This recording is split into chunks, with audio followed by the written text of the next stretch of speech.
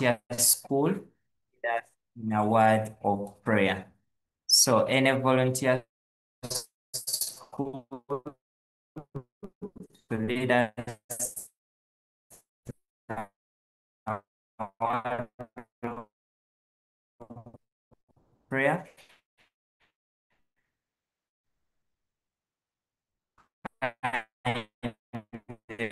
Raise up your hands and then you take us through the word of prayer.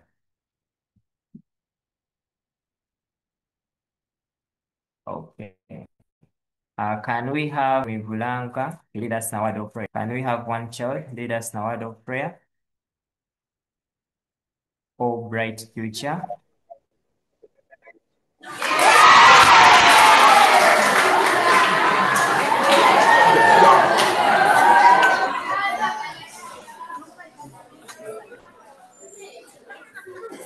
Yeah. Good afternoon. Let's Good humble afternoon ourselves to you. for a prayer. Let's humble ourselves for a prayer. Lord the Father, we thank you for today's afternoon. Guide us, help us, provide us with wisdom, knowledge, and understanding. Let today's discussion and facilitation be a wonderful facilitation. Let's understand today's things that we are going to discuss. Help us to understand them, O Lord. Protect us and provide us with understanding. Thank you for today's opportunity that you are going to share questions and some items. Provide us with knowledge. Protect those ones who are going to lead us to this facilitation. In Jesus' name, I've prayed and believe. Thank you so much for the word of prayer. May I invite Mr. Ronald to say something before we start off the session?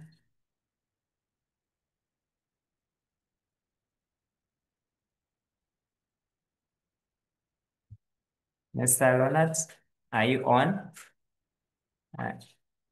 Yes, Mr. Kaziba, but where I am in the agriculture show, there is a lot of noise. Good evening, everyone.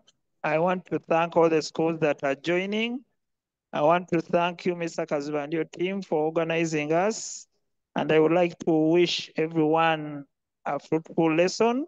I will try to follow on, but where I am, I'm in Ginger at the agriculture show, and there is a lot of excitement and noise. Wish you well. Thank you.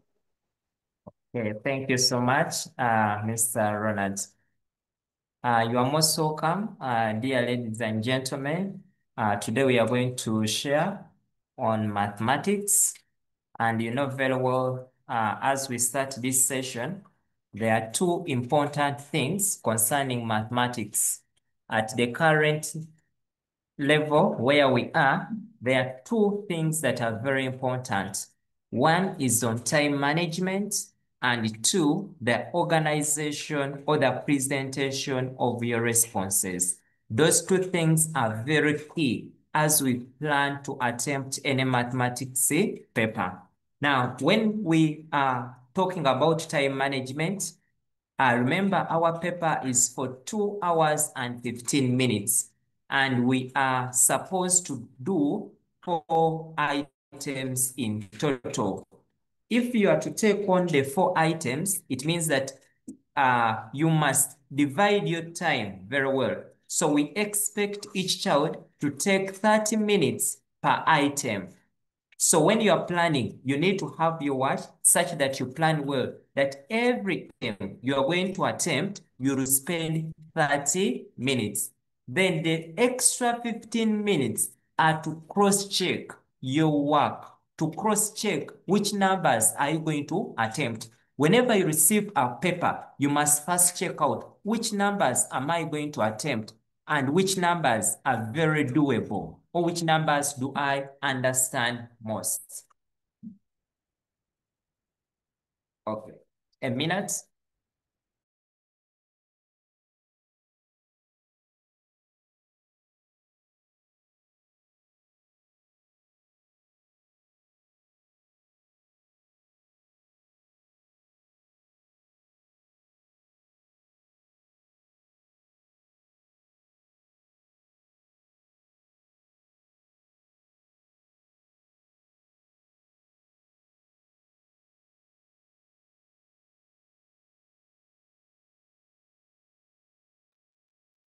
So you must plan better for your time if you are to finish. So when you enter the paper, you plan that each item, I'm going to spend 30 minutes. But for the items that are very easy, for those ones, you spend less time. Let me say 20 minutes. Then number 2 is going to be on how do you organize your work. Many of you may know the right answer, may know the right response, but how do you organize your work is very important at this point.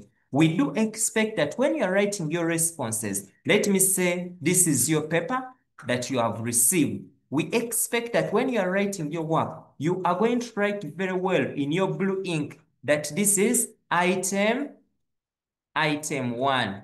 And if this is item 1, we expect you to start that maybe now I'm doing part A. And when you are doing part A, we expect you to tell us what is about part A. Then you tell us, now for each of the items you are doing, be it part A, part B, you can have a subtitle now and say maybe calculating the total amount. Then you go on, you make your calculation. Then maybe total ratio. Then you show that now I'm calculating the total ratio, which is equal to 1 plus 2 plus 3. Then you can come and say Alex's share. Then you write. So we expect that when you're writing your work, write it in a vertical format. Write it when it is flowing very well. Avoid writing your work. In case this is your paper, avoid writing your work in this format. Let me say this is your paper and you are presenting your work. And here maybe you have put total ratio, and then you come, you say my total ratio is 2 plus 3, which is equal to 5. Then after you draw a line, you say this is Alex's share. Then you say 2 out of 5, maybe times 100. Then you come, you draw here. This is maybe Malcolm's share. No, avoid writing your work like this. Let your work flow. That this is total ratio, this is Alex's share, and then this is Malcolm's what? Share. So you write in the vertical format such that someone who's going to score you will come and say, this person has the one for manipulation, this person has for relevant, this person has this. So such that they can be able to score you, that this person has the mark. Be it linear programming for anything, write your answers, be it even when you have formed your inequalities. Let me say these are your inequalities, and you have been able to form them. We expect you to write them vertical, such that someone will come and say, this is formulation 1, this is formulation, this is what, like that. So we expect when you are presenting your work, let it be in a vertical form, such that your work is visibly seen, such that people can be able to score you. But also make sure you manage your time very well, such that you do not have challenges with time management. Now, we know very well that when it comes to math, we have 4 major elements of constructs where the items are picked.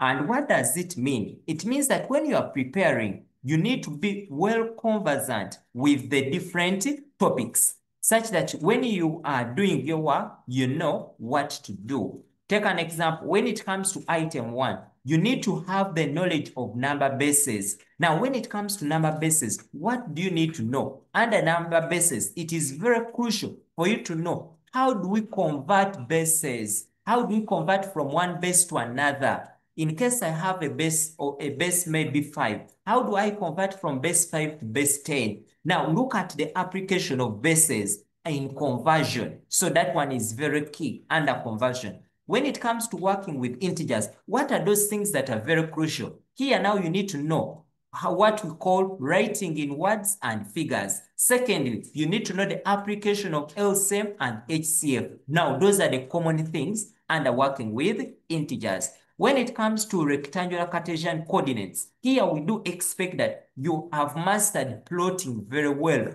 plotting the polygons on your graph and plotting points.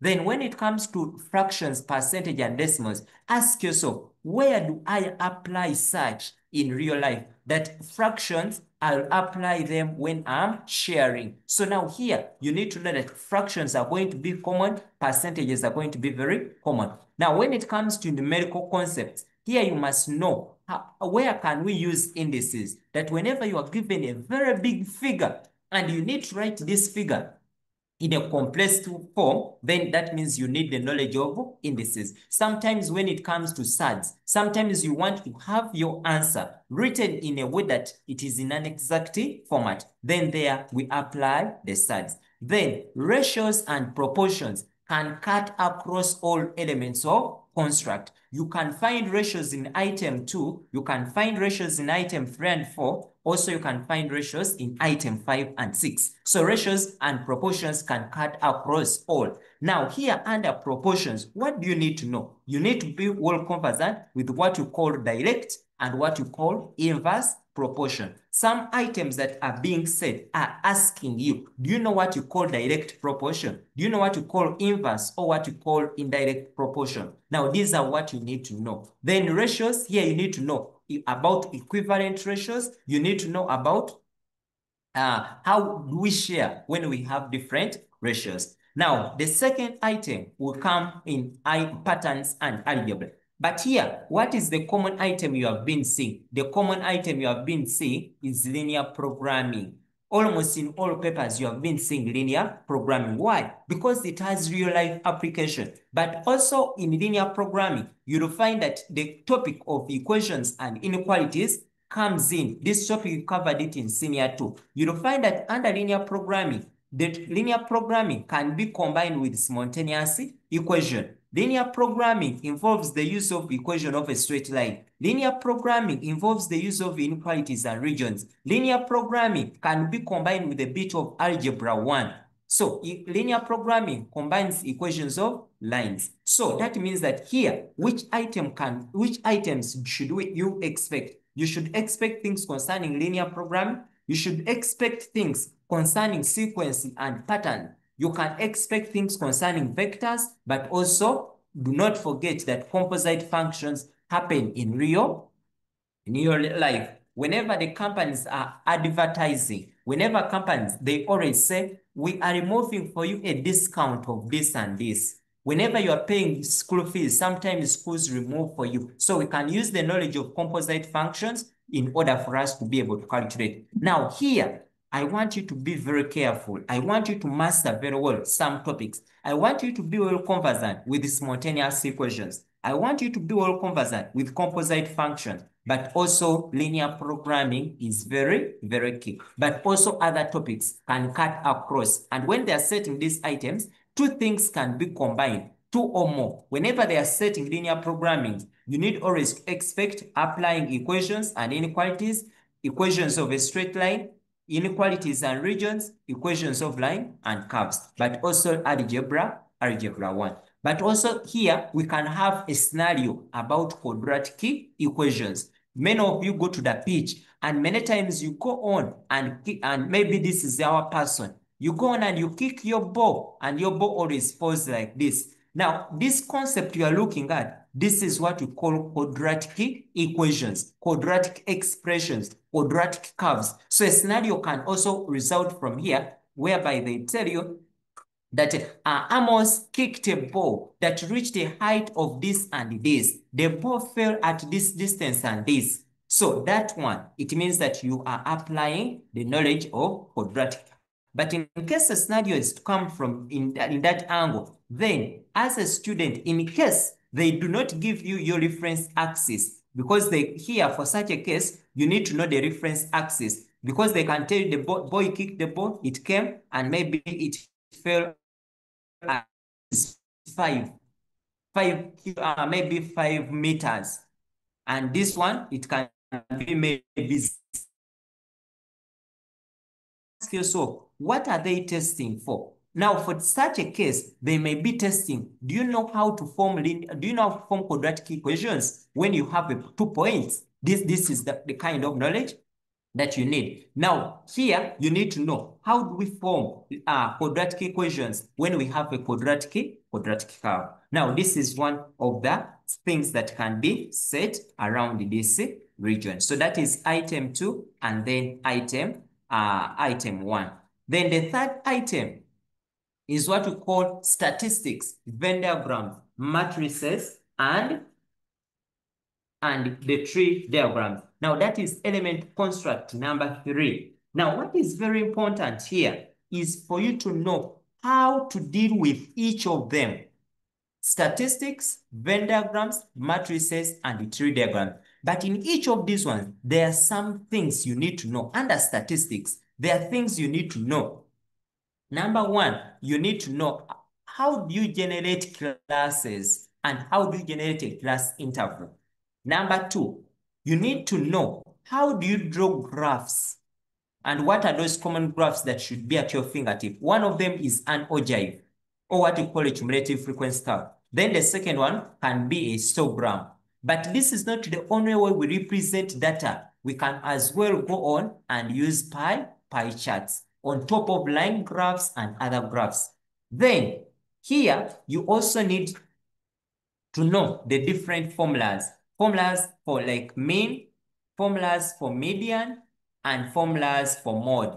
Median and a formula for mode. But all these ones, we call them central tendencies. That whenever you calculate the mean, mode, and median, you'll get the same thing. But which words do you need to know in order for you to know that here they are asking for mean? Now, when they're asking for mean, one of the common words they use is average. Sometimes they can use, say, half of the total number.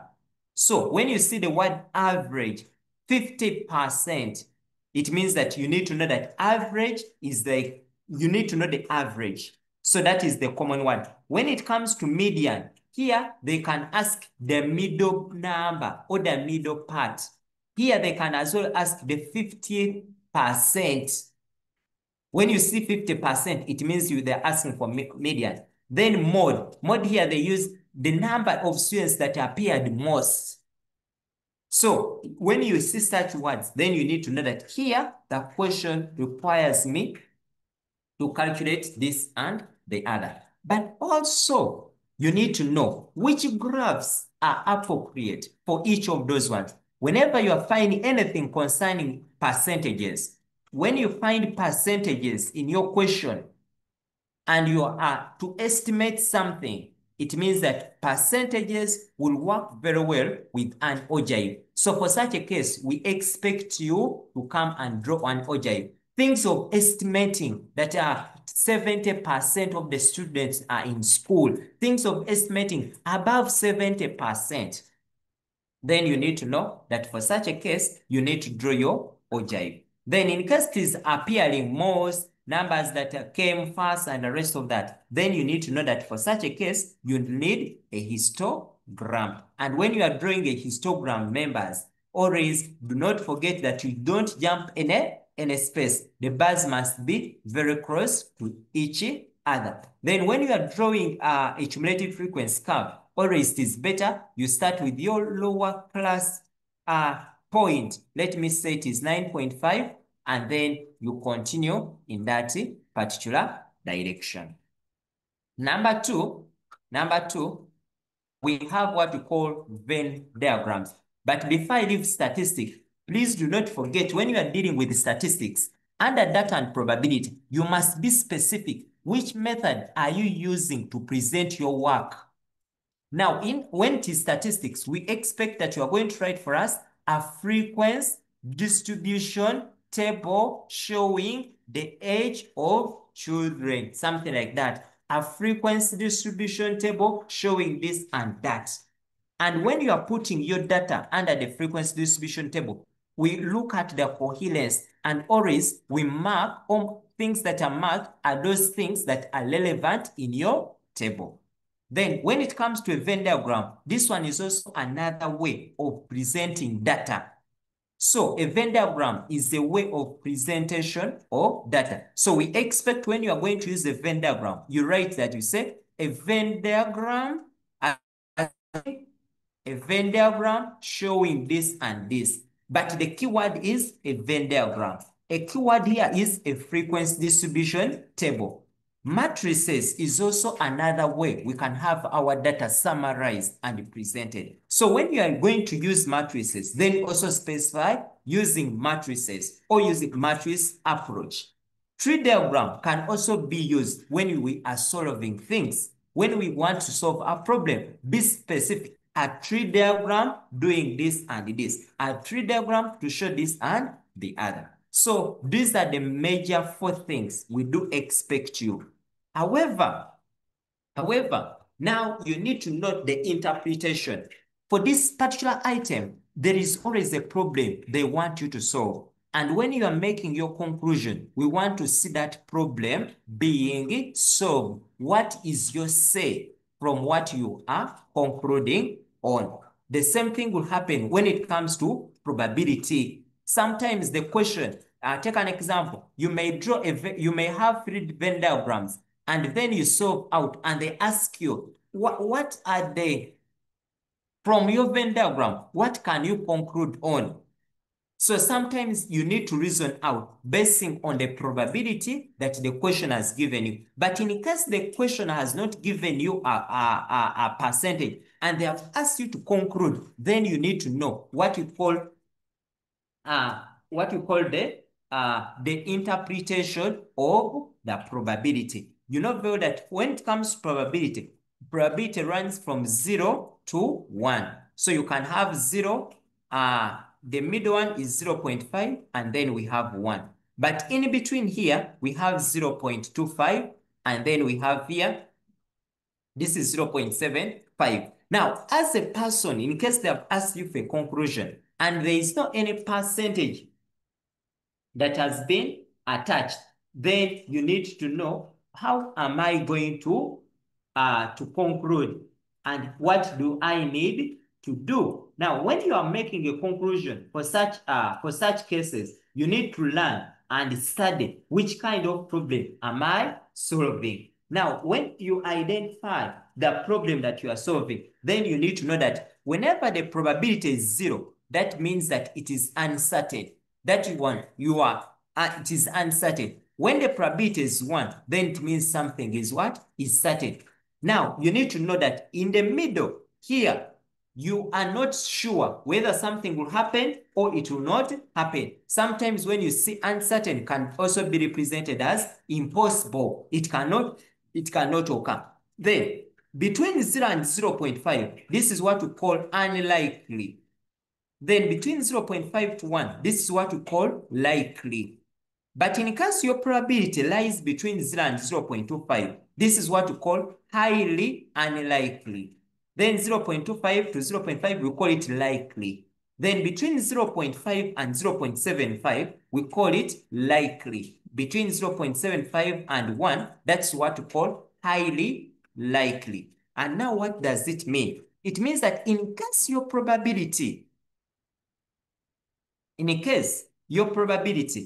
that you are dealing with is above 0.75, then it means that in your conclusion, in case they have not given you the probability, you will say that basing on the probability or basing on the probability that maybe I have obtained, then this and this will occur.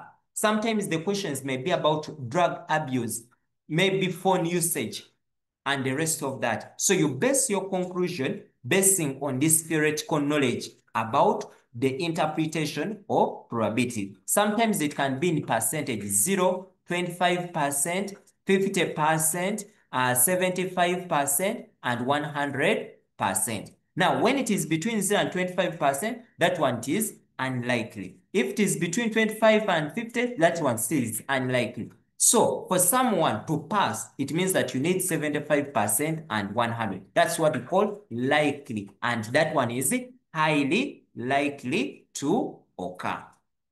Let me hope we are on the same page. That is basically about the interpretation of the probability. Okay. Then this last one, the last one is item 5 and item 6. Item 5 and item 6 are about geometry and measures. And here, what do you need to know? Or what are the best things you need to know? Here, construction of different figures is key. You need to know, how do I construct a circle? How do I construct a triangle? drawing of different angles or construction of different angles is paramount at this level. Number 2 is time and timetables. I want also to let you know that time and timetables can as well cut across all the different elements. You can find time being brought in item 1. You can find time being brought in item 3, application of time and timetables. So do not just cram that, this one can't be brought. Time and timetables here, you need to master the calendar. That's what now we are looking at. Calendar, you need to know the 24-hour clock. That one is also important because something can be brought in the 24-hour clock, but also you need to know your calendar, that in case it is this month and this month, here, this is where now you need to even to know your knowledge of the number of days in each of the months we have. That maybe January has these days, February has 28, March has these ones, June has 30, July has 31.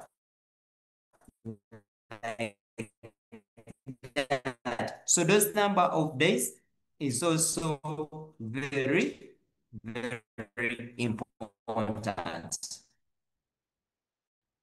Then here, I also want you to know the application of inscribing and circumscribing.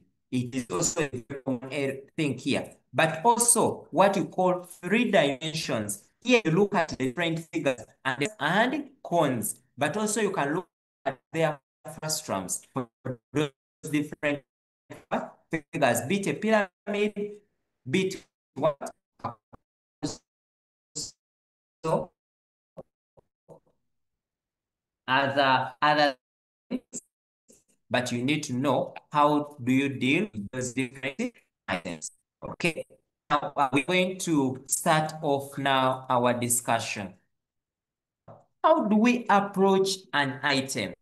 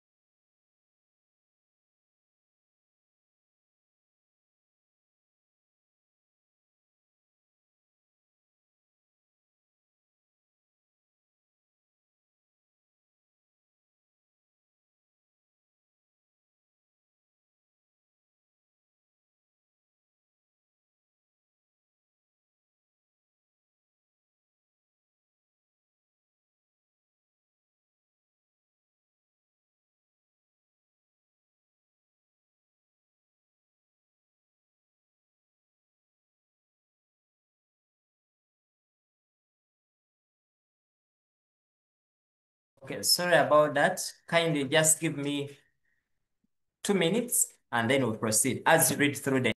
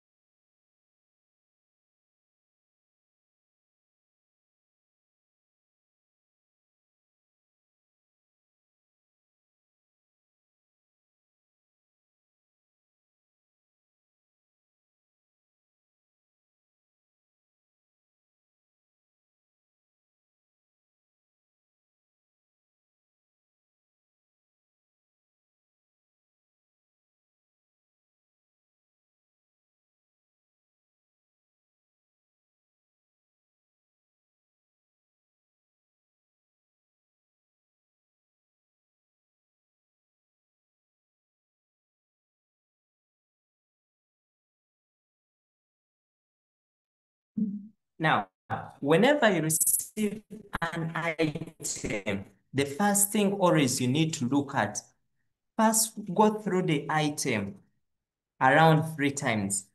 After going through the item, then you are going to ask yourself, which topics are being set? You need to know the topic from which topics, such that you know which knowledge is relevant to that particular topic. So you need to check out which topic. Now, after knowing the topic, look at the tasks that they have asked you. The task should help you understand what is within the question, such that you extract the relevant information from the task. Then number 3, you need to always conclude basing on the scenario. The task that has been asked for you requires you to conclude basing on the scenario that you do have at hand. When you look at our scenario we have at hand, when you look at the first task is asking, help the students calculate how the total money collected was distributed among the items based on the given ratio. Now, here are the topics you need to know. One, that here I'm going to need or to write about ratios. Now, after knowing that I'm going to write about ratios, then next, distribution. Distribution means that there is application. When you to the paragraph, paragraph here is about with a team. Teacher,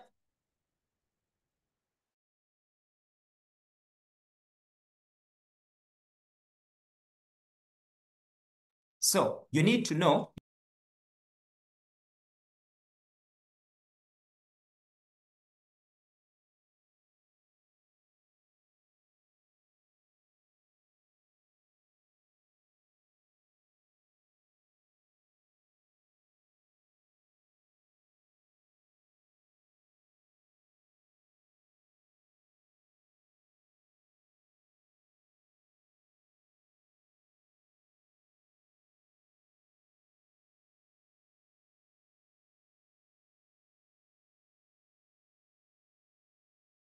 give me a minute, give me a minute.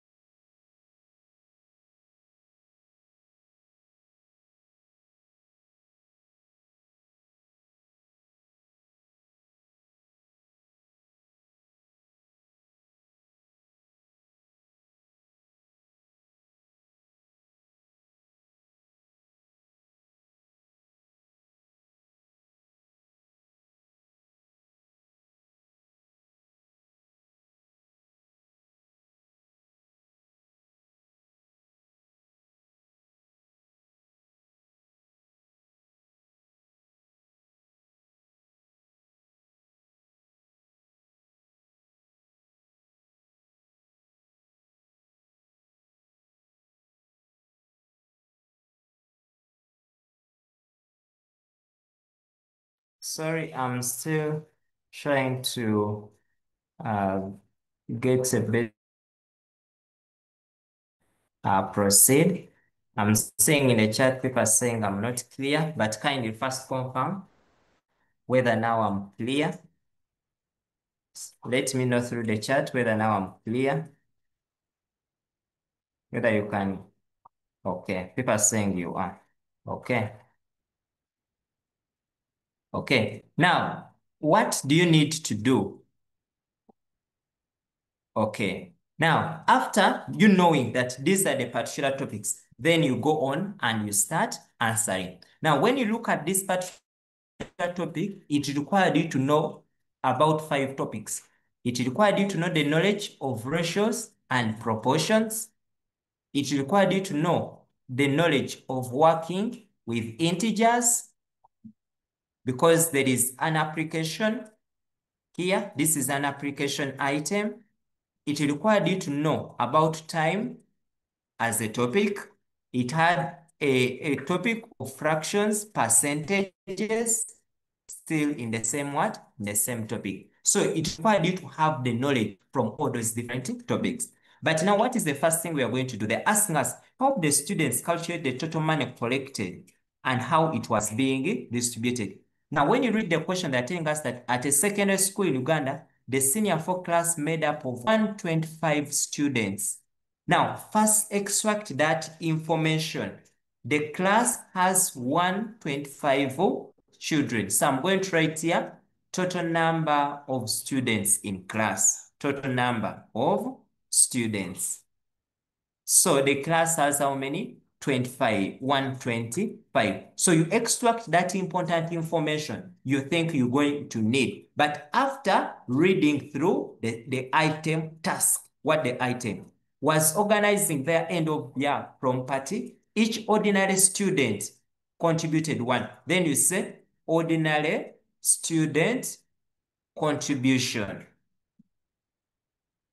Here I'm summarizing the scenario such that I can plan better on the task. So this is 100,000. Then they went on and told you that while each committee member contributed twice as much. That means that here you write committee member. So I'm going to go on to another screen here, and then I'm going to clean a bit here. So each committee member contributed twice. So what does it mean? I'm going to come here and I say committee member, committee member, committee member. What did you contribute? You contributed twice. Now you need to know when they talk about twice, what does it mean? Then from there you continue. Twice as much. The committee consisted of 8% of the student body. Then what am I going to say? I'm going to come here and I first calculate how much did the committee contribute, or how many committee members did we have? Then I will say here total number of committee members. Committee members. So they have told us it is 8%. That means to be 8%, which is 8 out of 100 times the total number of students. Then you make your calculations here. 8 out of 100 times 120, 25. So at that point, you can place your calculator and then get your answer. So here, my answer will be that the committee had 10 students. Then I can come here and say the contribution of the committee members. Committee members. Now, they told that one student who was ordinary was contributing 100,000. Now, but the committee contributed twice. So that means its contribution will be twice, or 2 times 100,000. And this one will give us UGX 200,000. Now, that means that each committee member, this is each committee member contributed 200,000. Then you ask, what about the total contribution? So then I will say total contribution of all committee members. Now, these are the subtitles that will guide you. Then I'll set it, they are 10 times 200 times the 200,000, which will give us 2 Uganda shillings, 2 million. Now, you have finished the first part. Now, that is the contribution for the committee members. Now, after that, you are going to go on and say, now, what about the contribution for the remaining students? Then you need to know how many students are remaining or how many ordinary students did we have. So I'm going to come here. I hope I have another slide. Okay, let me go back. Let me go back. Now I'm going to come and now calculate for the ordinary students. So allow me to divide my board in this format. And then now I calculate for ordinary students. Then I will say ordinary, the number, I will say number of ordinary students. Now, watch number. So we had 125 minus 10, which will give us 105, 115 sorry, 125 minus 10, which gives us 115 students. Now, after getting the 115 students, then you are going to go on and find out how much did they contribute. Then you say contribution of ordinary students. Now, we know very well that the ordinary students were 115 times their contribution, which was 100,000. So when you make your calculation, this will be 115,000,000. Now, this is the contribution of ordinary students. We have the contribution for the community member. But they ask, help the students help the students calculate how the total money was collected. Now, after that, you are going to first find out how much money was contributed. Then you are going to come and say total contribution or total collection. Then here, the total collection, we are going to add the contribution made by the ordinary students, which was this, then plus the contribution made by the committee members. So when you make, you add the two, you are going to end up with, this is going to be 13,500,000. So now this is the total contribution. So, but do not forget, this is UGX. Hope members, we are on the same page. Hope everything is clear. Okay. Kindly let me know through the chat whether we are on the same page and everything is clear now.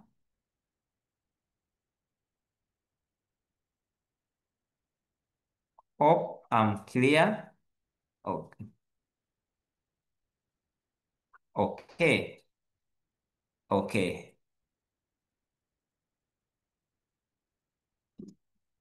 Okay. Now, after making that calculation, after making that is now the total contribution, but you have not yet answered the item because the item asked you, help the student how the total money collected was distributed. Now, we are going to go to the distribution of the money that was collected.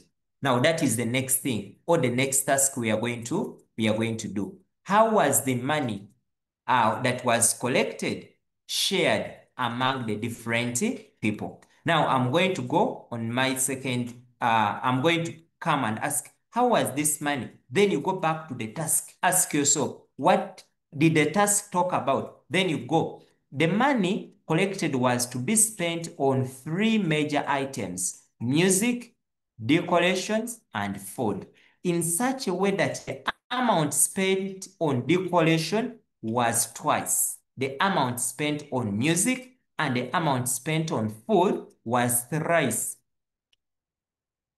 three times the amount spent on music. Now, what is the first thing you do? Now, you know very well, what are we going to do? I'm going to clear my screen. Then I'm going to come here and I say, because here now we are answering the item, sharing, or the distribution. Then I will say distribution of the money of the total collection So when you read the question, there are three items: music, I have the music, I have the decorations, and I have the food. But the question told you that in a such way that the amount spent on decorations was twice the amount spent on music. But we don't know how much was spent on music. So you are going to first say, let the amount spent on music be X. That means that in ratios where there is music, we shall put X. Then decoration was twice the amount spent on music. So that means decoration will be twice 2X. Then the amount spent on food was 3 times. Then here, the amount spent on music. So this one will be 3X. Now, you are noticing that now here, we are bringing the knowledge of ratios. Now, what next? Now, the next thing is for you to know, how am I going to share this amount? So that means that in order for you to continue, you need to know what was the total ratio. Then you say total ratio will be X plus 2X plus 3X. And this one will give us 6X. Now, after getting the 6X, you ask yourself, what about the contribution? Because you know very well that when I have this X plus this X plus the 3X, when I add the amount spent on music, decorations, and food, I'll get the total amount of money that was spent. So I can, in case I don't use this approach here, what am I going to do? I'm going to say that the total amount spent, total collection, is going to equal to X plus 2X plus 3X. But what was the total collection? The total collection was 13,500,000 will equal to X plus 2X plus 3X, still will give us what? 6X. So now what do we do next? We shall divide by 6, divide by 6. So when you get your 13,500,000 divided by 6, you end up with 2,250,000. So that means we shall have 2,250,000, and this one will equal to X. That means that the amount of money spent on music is going to be 2,250,000. So I will say the amount of money, or the amount spent on music, the amount spent on music is equal to UGX 2,250,000. Then now, decorations was twice. Then you come and say the amount of money spent decoration will be now twice. Now this is decorations will be 2X, which will give us 2 times the 2,250,000. So here 2,250,000, when you multiply by 2, we shall end up with UGX 4,500,000. Then you go to the next one, the amount of money spent on food. What was it? It was 3 times. So you say 3X, which will be 3 times the 2,250,000. Then when you multiply, you'll go on and get the amount spent on music as UGX 6,750,000. Now, that is how you do it. Now, alternatively, another person, because here they ask the major item based on the given ratios.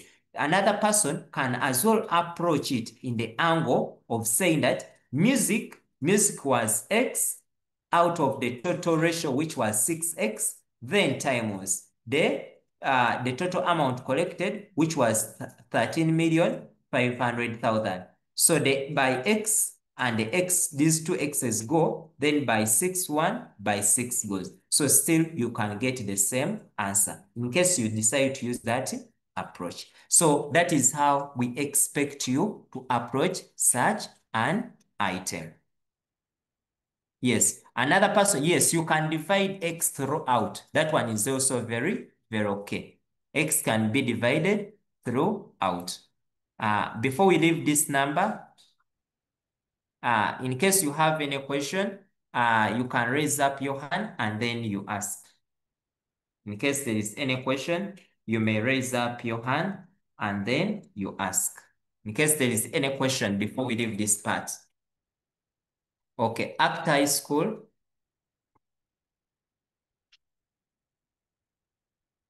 Okay, yes, Isaac. Okay, thank you so much, Mr. Kaziba. Mm. Maybe my concern is still on part 1. Is it allowed to change the units? I'm seeing UGX. What if I put there shillings? Now, shillings is not a standard measure of, it's just a standard measure of money. So when you are in Kenya, you can use shillings. When you are in Tanzania, you can use in any country. However, in Uganda, you use what the question has given you. Shillings is just a common thing. I don't know whether it is okay. Yeah. Is it fine? Yes. Yes? Please, you don't change the Hey. units. Maintain them. Yes?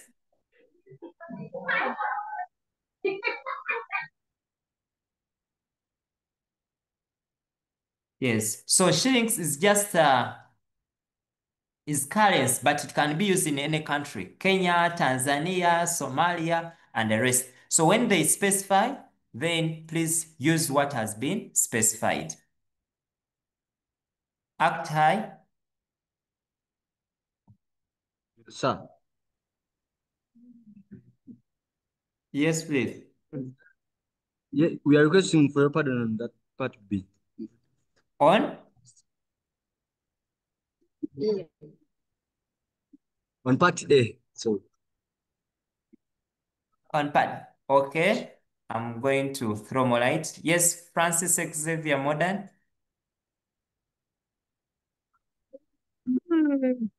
Sorry. If we don't use this, Yes? now what if we don't use 2x here, we use it 2 You use it? or x to 2 to 3. You use what?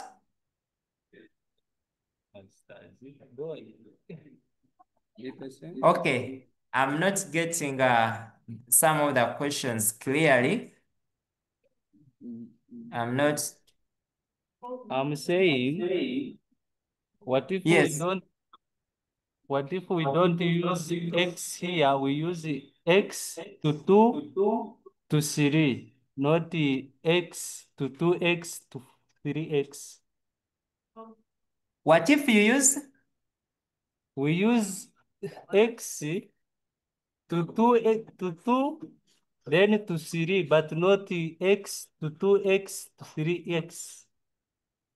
What? Like what if you use x? And 2 to 3 Like this? as a ratio. Like this? Yes. Now, remember here, since decoration is related to music, you need to show that relation. Still, when you look at food is related to music, So if there is no x, it means that these are independent ratios, the 2 and the 3.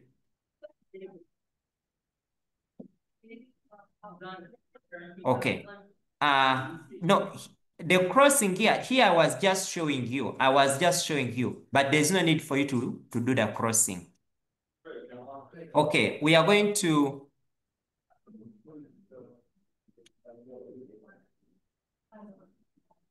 yes, 1 to 2 to 3 is very okay. More than when you use 1 to 2 to 3 is okay.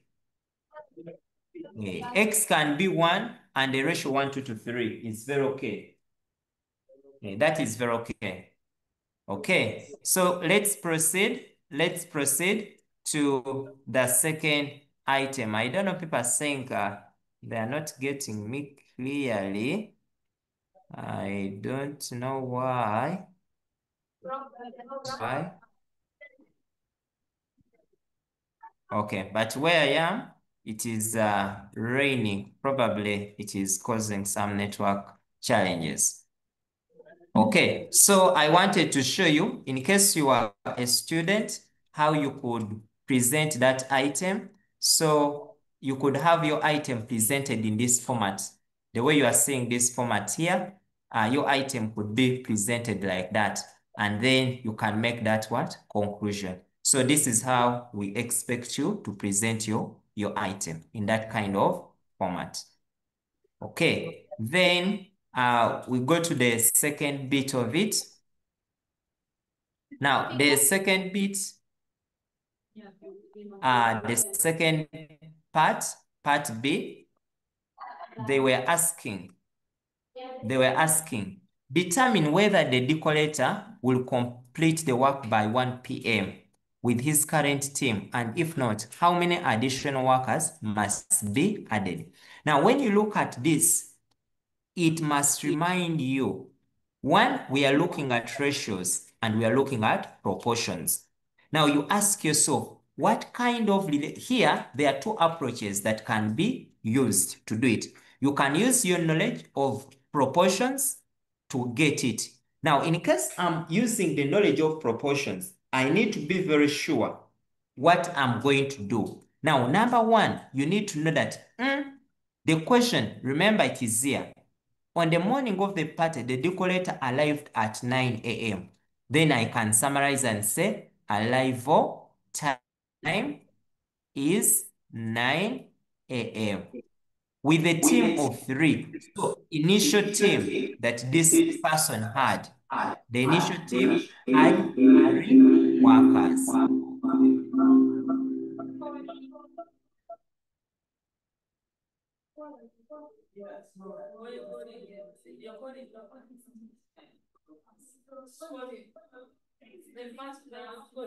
What is it?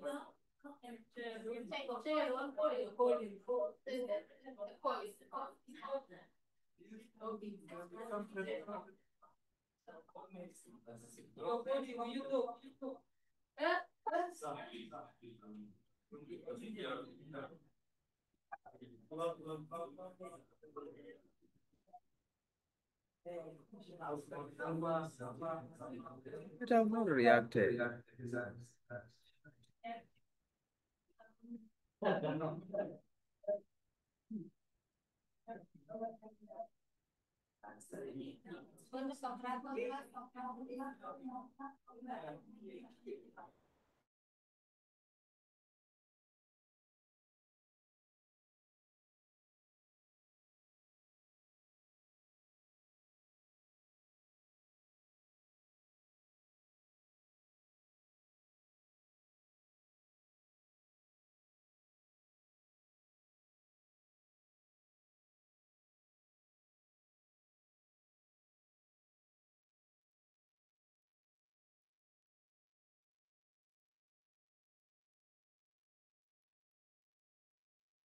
Okay.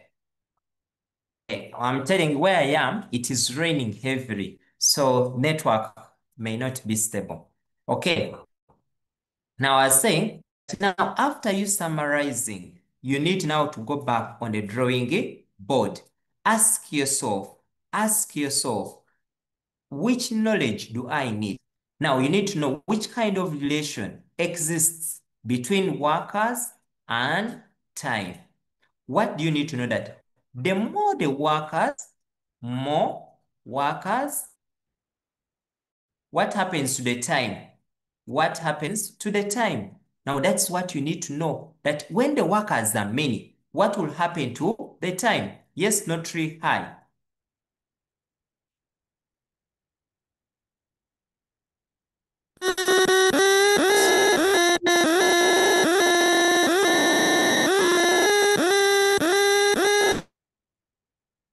Okay, when the workers are more, it means that they will take less time.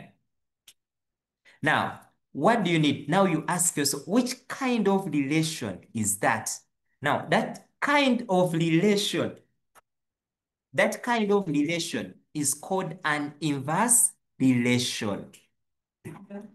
Now, what do you need always to do? What do you need to do? One, facilitate the variables. So you're going to say, let W be or represent, let W represent the workers. Then you say, let T represent the time taken. Now, after doing so, what are you going to do? You need to know that this is an inverse relation. So you say workers is inversely proportional to the time. That means that when you continue, this is the same as W is equal to K out of the time. So what do you know? Initially, he had 3 workers. So W will be 3 workers equaling to K out of the time. Then you ask, how much time had she estimated? Remember, she arrived at 9 and she had estimated to have the work completed. Arrived at 9 and she estimated that it would take her 60 hours. So the estimated time was initially 60 hours. So when you cross multiply, you'll have your K equals to 3 times 6. In other words, you multiply by 6, multiply by 6. So this one will give us 18, and that is our K. Now, after obtaining your K, you go back to the original item, and then you say W is equal to K out of T. W will equal to K, which you have obtained as 18 out of the time. Now you ask yourself, if this person is to finish at 1 that the committee wants, how many workers would the person need? Remember, the person arrived at 9. Now you ask, between 9 and 1 p.m., how many hours do we have? Now that always is your question. Between 9, how many hours? Then you know that 10, 11, 12, 13. So those approximately, or those are 4 hours. So then you come and say, when the time is equal to 4 hours, if it's complete at 1. So how many workers would you need? It will be 18 divided by 4. And here, 18 divided by 4. So you place your calculator that 18 divided by 4, what do you get? You get 4.5 workers.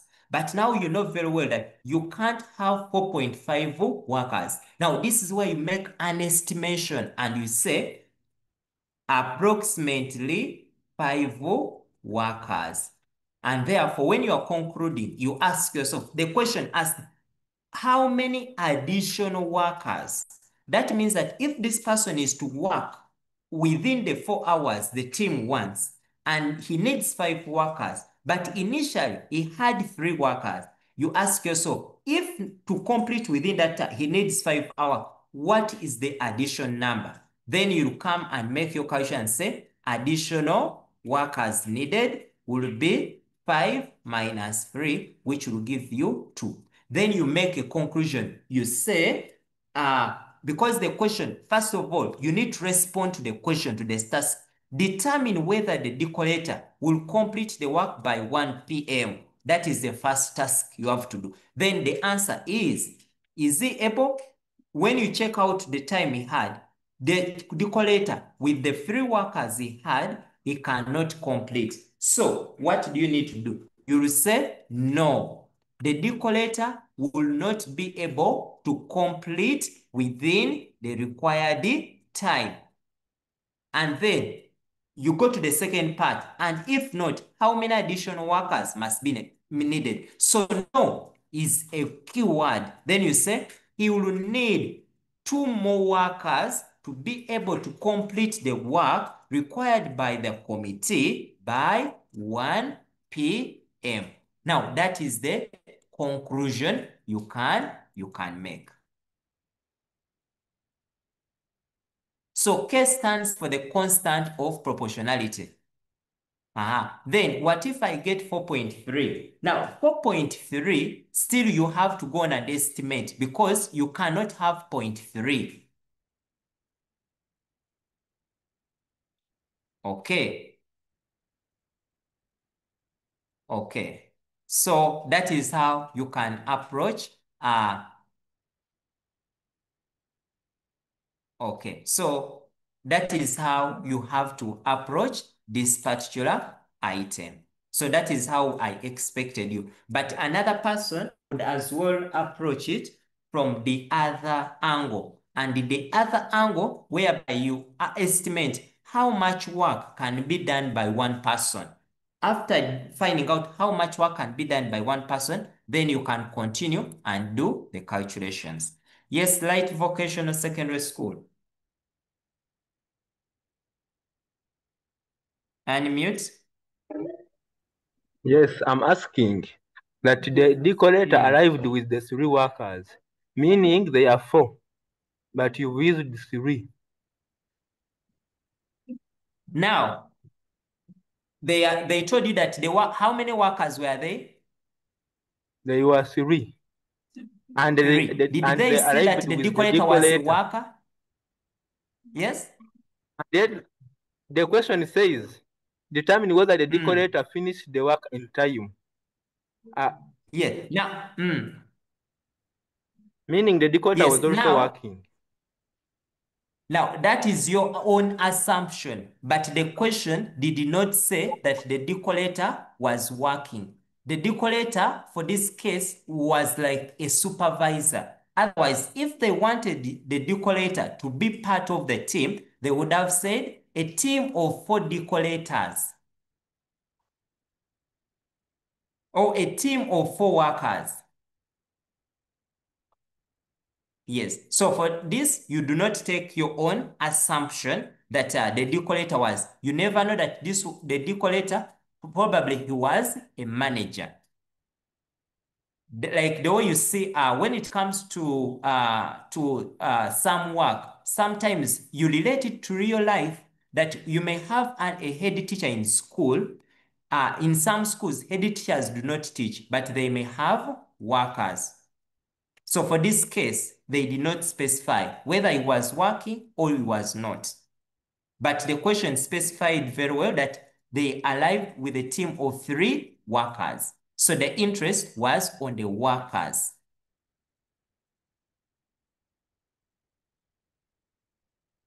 Okay, Notary Academy. Yes. Yeah, my question is going to the calculations. What does the letter K represent? What? What does letter K stand for? Letter K stands for the proportionality constant. Proportionality constant. Okay. Yeah. And this is the knowledge of proportions. If you did proportions in senior 3, ratios and proportions. All right. Okay. Sir. Yes. We are not getting. Okay. Okay. So the other approach is by finding out how much work can be done by one person. Then after finding how much work can be done by one person, then you can go on and make your calculations. Yeah, that would be the second approach. Okay, then part 3 asked, will the DJ play amapiano and Afrobeat at the same time? Now, this is the third paragraph. When you read through, they told that schedule and the DJ had his set list prepared. According to his schedule, amapiano tracks would be played every 30 minutes and Afrobeat songs every 1 hour and 10 minutes. The DJ last played both genres together at exactly 8:45. Since the school policy required the event to end by 10 p.m. sharp, he wanted to find out whether the two would overlap again before closing the time. Now, overlapping, happening again. Now, that one requires you to know the knowledge of LCM. So here, the knowledge we needed was the knowledge of LCM. And when you look at the time, you see that the amapiano was taking 30 minutes. Then you notice that Afrobeat was taking 1 hour and 10 minutes. Now, when you are dealing with these LCM things, you must deal with the same units. If it is time, it should be within the same units. Now, these are minutes, these are hours and minutes. So you have to convert the 1 hour and 10 minutes back to minutes such that it is very easy for you to make the calculation. So you know that in 1 hour you have 60 minutes plus the 10 minutes, which will this give us 70 minutes. Now we're going to find the LCM. So I can come here and say finding the LCM. So I'll come here and say for amapiano it was 30, then this was 70. Then I start dividing. So I can say maybe by 10, this is 3, this is 7. By 3, this is 1, this is 7. By 7, this is 1, and this is 1. Alternatively, someone could start from 2, 3, 5, and 7. Then afterwards, I'll come here and say, now my LCM will equal to 10 times 3 times 7, which will give us 210 minutes. Now, after obtaining these minutes, remember, you need to know at what time. It means that if these songs are to be played again, they will be played after 210 minutes. So you need to know how many hours are those. So then you say that within 1 hour, you have 60 minutes. Then you ask, in how many minutes, how many hours shall we have in 210? So you say now 210 divided by 60, and this will give you, now here, this is where you need to be very careful. When you are dividing, now here, you'll get 3.5. Now, this 0.5 here, you need to convert it because now these are hours. So 0.5 times 60 gives us 30 minutes. If you check very well. So that means that here, it means that it will take 3 hours and 30 minutes for the songs to be played again. Now, you ask yourself, at what time did he last play the song? That he last played the songs at exactly 8:45.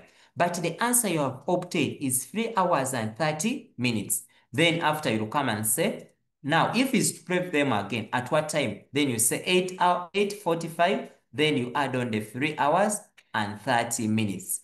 Then you ask yourself, how much time will that be? So this is going to be 5. This is going to be, this is 1.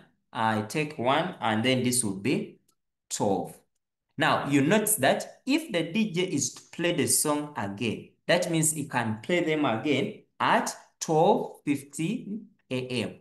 And now you ask yourself, remember you have to answer the task, will the DJ play the amapiano and Afrobeat at the same time? Then you ask, If he's to play them again, he'll be playing them at 12:15. So here we'll say, no, the DJ will not play the Amapiano and Afrobeat at the same time again before the party ends. This is because the two shall next be played together at 12:15 a.m., which is against the school policy of 10 p.m.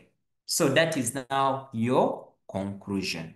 Now you need to know the idea, whether am I using LCM, am I using HCF? I told that when it comes to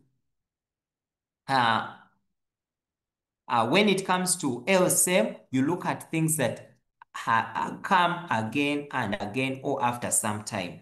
Then when it comes to HCF, HCF is mainly about division, separating, splitting things. That is HCF. Okay. Okay. Premier, you can't use direct proportional for that part because direct proportional means more and more. So when you increase the workers, the time does not increase, but the time we assume it will reduce, unless when the workers are less.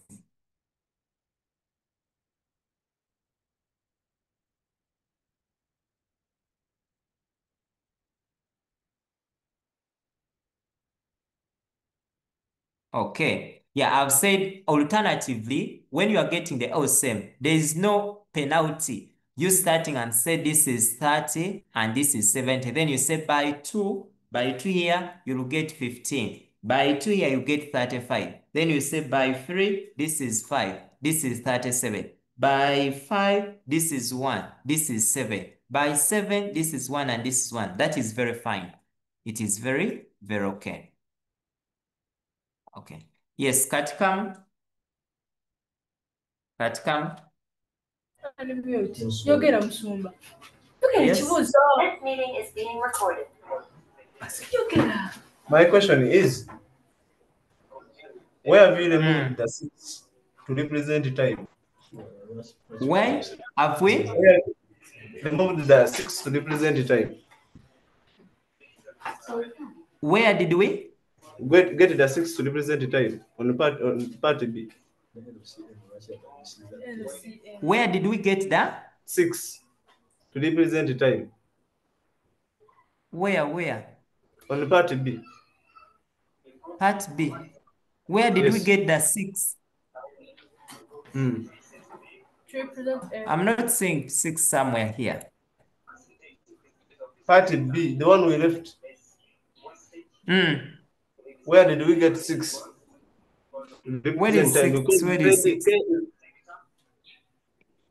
6 was in the question. Here.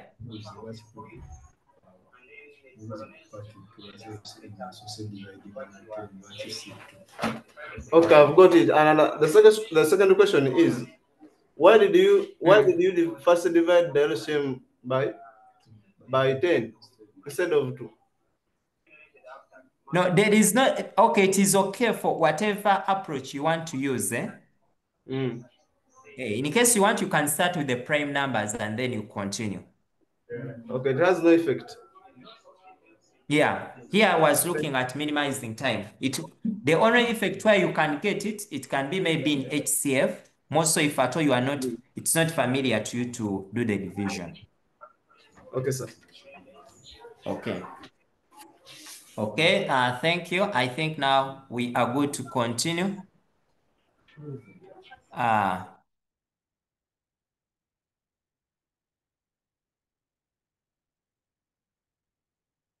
When we are using days of the month, do we consider 30 or 20 days? Now that one requires, or it depends on the question you are dealing with.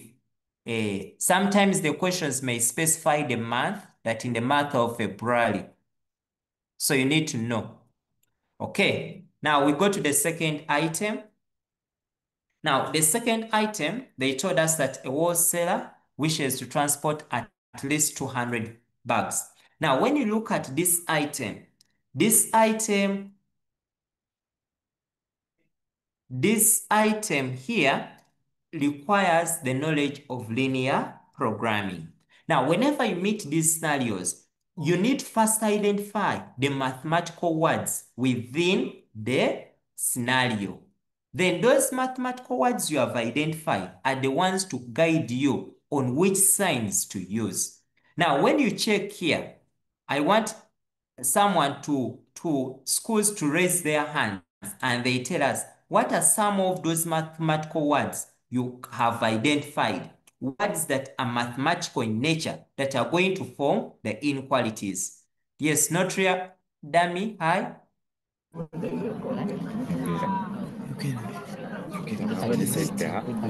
Available. Yes. Available. Available. Okay, that is one. least. AAS. The word at least.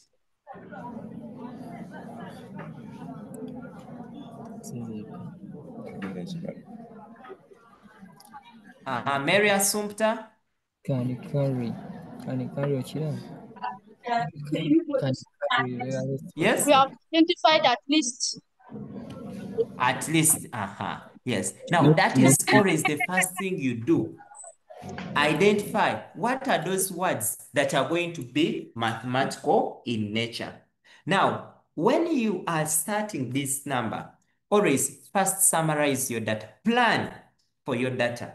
So, how do we plan? Now, always check out. They told us a wholesaler wishes to transport at least 25 bags of sugar from his factory. He has a lorry. You notice this is a lorry and a pickup. Now, the thing they use first, I will always encourage, let it be your X. And what comes next should be your Y. But in order for you to get the variables, what should be your X and what should be your Y, always first go through the task. The task sometimes gives you a hint on what you should let be your X and Y. So when you check here, they're telling us to write mathematical statements to show the relation between the lorry and the pickup. So when I'm letting, I'm going to come and I say, let X represent the number of trips made by the lorry. Made by the lorry. Then let Y represent the number of trips and write it very well. Made by the pickup. Now, after that, summarize your data. What do you have in the table? Now, I'll come here. I draw a simple table whereby I have here my lorry and I have here my pickup. Now, after having the two, I'm going to come and I start looking at the different things. What do they want? They want to transport bags. That is the thing you need to know. That they want to transport what? Bags. And now I ask myself, he has a lorry that can carry 90 bags per trip. This is for the lorry, 90. Then the pickup can carry 20. But how many bags do they want to carry in total? The bags are 240. Here I can just say, this is the total. I can continue. The cost of each trip is 50,000. And that is this is the cost. This is 50,000. Then for the other one is 15,000. But how much do they have in total is 180,000. Then I continue to check out. Is there any other information? The pickup makes more. Now, more is also a mathematical word that we have to consider. Now, we start extracting the inequalities from here. When you look at this 240, which word do they use? They use the word at least. So I'm going to come and say, what do I do? I'll come back gently and I write that for lorry, I used X. For pickup, I used Y. But which word do they use? The word they used was at least. At least means what? Greater than or equal to. Then I continue. That means that is the first inequality I'm going for. So I'll come and say my first inequality is going to be 90x plus 20y greater than or equal to 240. Now, after that one, I go to the next one. They told us that this gentleman here has the amount of money that is available is 180,000. Now, when they tell me that that is the amount of money that you have, surely it can't increase. It can't go beyond that. That is the maximum you have. If something is the maximum, which inequality do we use? You can use the chart, those who can. If they tell that is the maximum, what amount do you use? Or which inequality is that? If your parent gives you and say, that is the maximum, my child, I do have. Which inequality do you use? Aha, yes, Kome. You use less than or equal to. Very good. That means that now here, I'm going to write my second inequality. That my second inequality, it's just a matter of me coming and say, this is X, this is Y. But they told he has. Now, take note that when it is he has, that's what it cannot be increased further. That is what we call the maximum. And whenever we have a maximum, we use less than or equal to because it can't go beyond that. So here we shall use less than or equal to. I'll come and I write my second one, that this is 50,000 x plus 15,000 y less than or equal to 180,000. Now, from there, I am going to write the next inequality. The pickup is our y. Makes more is greater than. The lorry is x. Hope you have seen how I have that inequality. The pickup makes more. Pickup is y. More is greater than. Lorry x. So I will come and I write my next inequality as y greater than x. Now, after writing that inequality, I'm going to go on and continue to write my next inequality, and those are non-negative inequalities. Non-negative inequality, it means that you cannot have negative trips for a pickup. You can't have negative trips for a lorry. So you add on that x must be greater than or equal to 0 and y must be greater than or equal to 0. Now, to completely have all the mathematical statements written, then you ask yourself, what does the question want me to do? Because if you are looking at the transportation, for any person in business, now you start reasoning. If someone in his business, he always wants to minimize. You want always to save. When you see a school bringing a bus and a coaster, it is because they want to minimize the costs. So when I'm minimizing, it means that I need to have the function that is going to enable me to minimize. And that function that enables me to minimize is what we call the objective function. Now, I'll include my objective function of minimization. Then I will say here, I can say the minimum cost, or I can just call it the cost. Then I say cost will be X and Y. How will I minimize? I will look at how much they charge per lorry trip and how much they charge per pickup. So I can write this as 50,000 X plus 15,000 Y. Now, those are the mathematical statements. But please take note, sometimes the question may be brought as write the inequalities and equations. Now, when they tell you write the equations, we expect you to have an equal sign. So I expect you that you write something like y is equal to x. X is equal to 0. Now, these are the equations that we do have. Now, after doing this part, the next part is asking us, let us show that feasible region on the Cartesian plane. Now, at that point, that's when you can go on and start your reducing. I know some of you may be asking, teacher, why don't we reduce?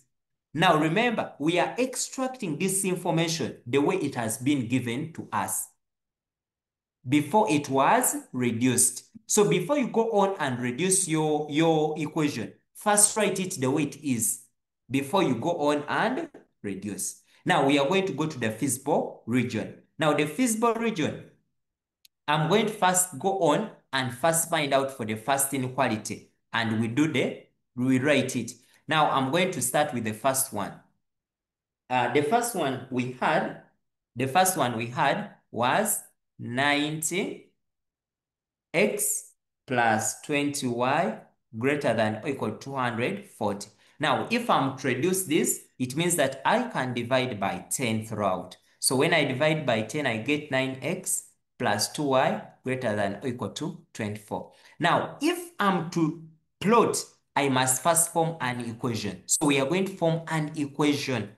How do we form an equation? Then we drop this inequality and we introduce equal sign. So I will say 9x plus 2y is equal to 24. Then I'll go on and draw a simple table to have those values of x and y. Now, when I have x and y, this is just my simple table. I'm going to go on and say, when my x is 0, what is my y? I'm using the intercept format. Then I'll come and say 9x plus 2y is equal to 24. But I've said when x is 0, so I have 9 times 0 plus 2y is equal to 24. 9 times 0 is 0, so I have 2y is equal to 24. Then divide by 2, y is equal to 12. So here I'll have 12. Then the next one is when y is 0, what do I have? So I'll say 9x plus 2y is equal to 24. What is y 0? So I'll say 9x plus 2 times 0 equals to 24. So I'll have 9x because 2 times 0 is equal to 24. Then divide. So when you divide 24 by 9, you notice that you have 24 divided by 9, which will be 2.667. So here you approximate to just one decimal point. So here we shall have 2.7. Now, what do you do? In case you meet a decimal point, please go on and have other values for accuracy purposes. Go on and have other values that can lie on the line apart from that, because sometimes students, you don't know how to draw those particular lines. So go on and have other values for x. So you can go and say, which value of x can I use? At least create other values such that you do not only stop at those ones that you have obtained. So take an example. I can go on and have another value. It can be for x, it can be for y. It is up to you which values you are going to use. By doing so, it puts you at a higher advantage of being more accurate than someone who used only 2 values. Let me hope that one is very key. Take an example. Someone may decide to use, let me say, when x is 2. So you go back and say, what happens? I have 9x plus 2y is equal to 24. So what happens when x is 2? I have 9 times 2 plus 2y is equal to 24. This is 18 plus 2y equals to 24. 2y will equal to 24 minus 18. Then you place 24 minus 18, I'll get 6. So it means I'll have 2y is equal to 6 and my y will equal to 3. So here I'll come and I put 3. So have other values whenever you meet a point such that you increase on your level of accuracy. Now, after doing so, I'm going to go on and I go on and I write my points that I'm going to plot. So the points we shall plot, we plot pairs. So when you check out very well, you notice that you have different pairs. So the first pair we have is here, the second pair is here, the third pair is there. So we are going to plot all those, we are going to extract those pairs. So I have 0 and 12, I have 2.7 and 0, and then I have 2 and 3. Now that is the first part I have. Now after finishing that part, I go on and I draw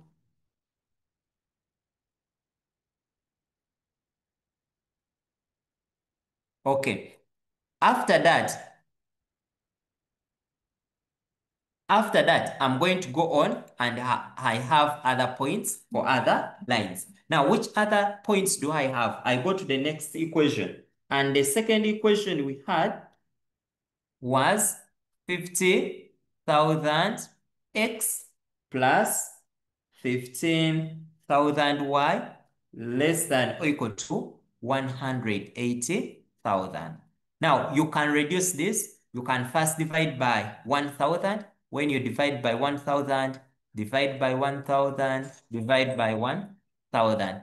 Now, when you divide by 1,000, you'll get 50x plus 15y less than or equal to 180. Now, after dividing here, you note that there is still a common factor that can go through, and that one can be 5. When you divide by 5, 5 can go throughout the 50, the 15, and then the 180. So when you divide by 5, you get 10x plus 3y less than or equal to, this is going to be 180 divided by 5 will give you 36. Then write your equation you are going to plot. So I write the 10x plus the 3y equals to 36. Then I draw a simple table that I'm going to use for plotting. I have x, I have y. Then you start. When x is 0, what is y? Y is going to be 12. When y is 0, what is x? So you notice that here, x will be 3.6. Now, for such cases, this is where you go on and create other values such that you increase on your chances of being very accurate, such that your line comes out very well compared to when you do not have it. So you can say maybe when you have when y is 2, what do you have? Then you say that this will be 10x plus 6 is equal to 36, and my x will equal to 3. So after getting your values, extract them very well. 0, 12, 3.60, and then 3 and 2. Then go to the second part you had to plot. The other part was y greater than x.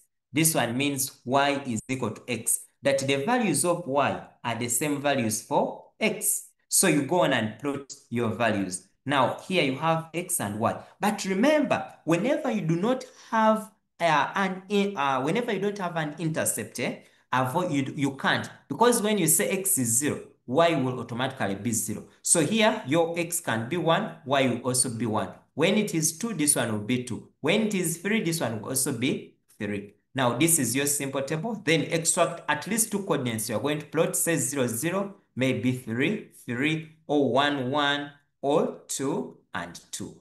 Now, after having all those values extracted, now that is when you have to go on the graph and plot those values. So let all the values you are going to plot be seen clearly, that these are the values I'm going to plot. Do not forget to extract them. Extract them from your table and have them written such that you can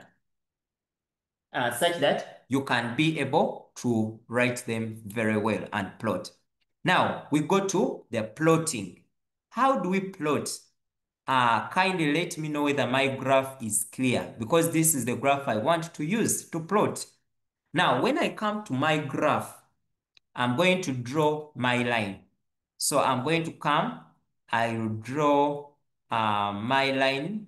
So let me use red to draw my line. So this is going to be, let me pick my ruler and I draw my line. So this is my first line. Then I'm going to have the second line. The way you draw at school is the same way you need to draw here. So I'm drawing my second line. Let it be a straight line. Feel free to use a pen if you are very accurate. After that, I'll demarcate it very well that this is where it's going to end. But when you are drawing, You remember qualities of a good graph. They must have a title. Have a title. Have a title on your graph. What is your graph showing? So you'll come and say that a graph, you come and say a graph showing the feasible region between the number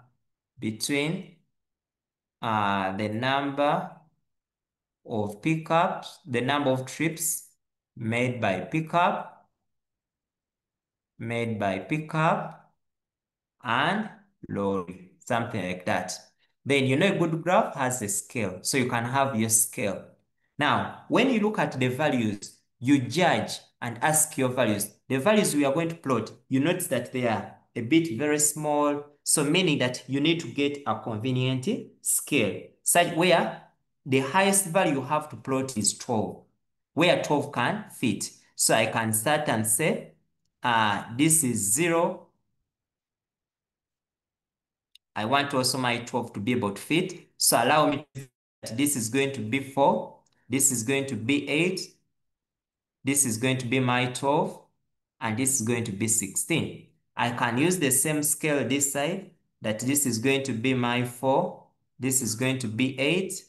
This is going to be my 12. And this is going to be 16. Now label, what do you have along the y-axis? Along the y-axis, we have the number of trips. But y represents number of trips of what? Number of trips made by the pickup. So I'll come here and say number of pickups, number of trips made by pickup. Here, that's how we label it. Then I'll say number of trips made by the lorry.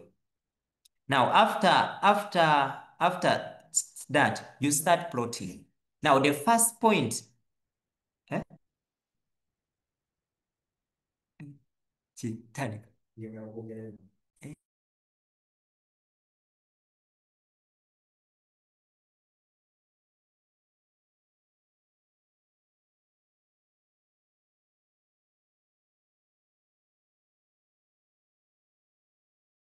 okay, just give me a minute.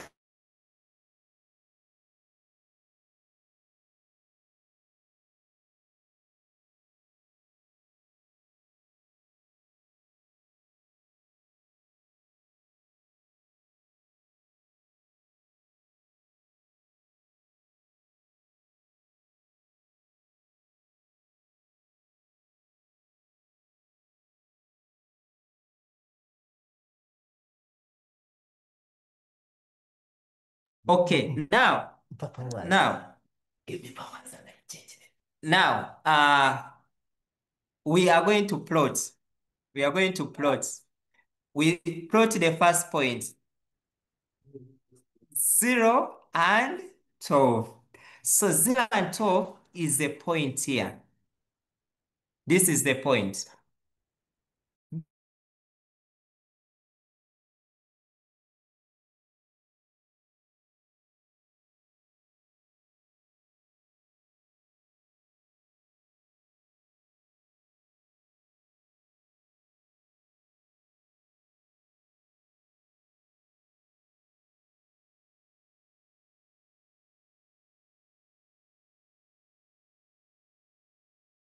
Okay, 0, 12 is the point here. So you plot. Then the next one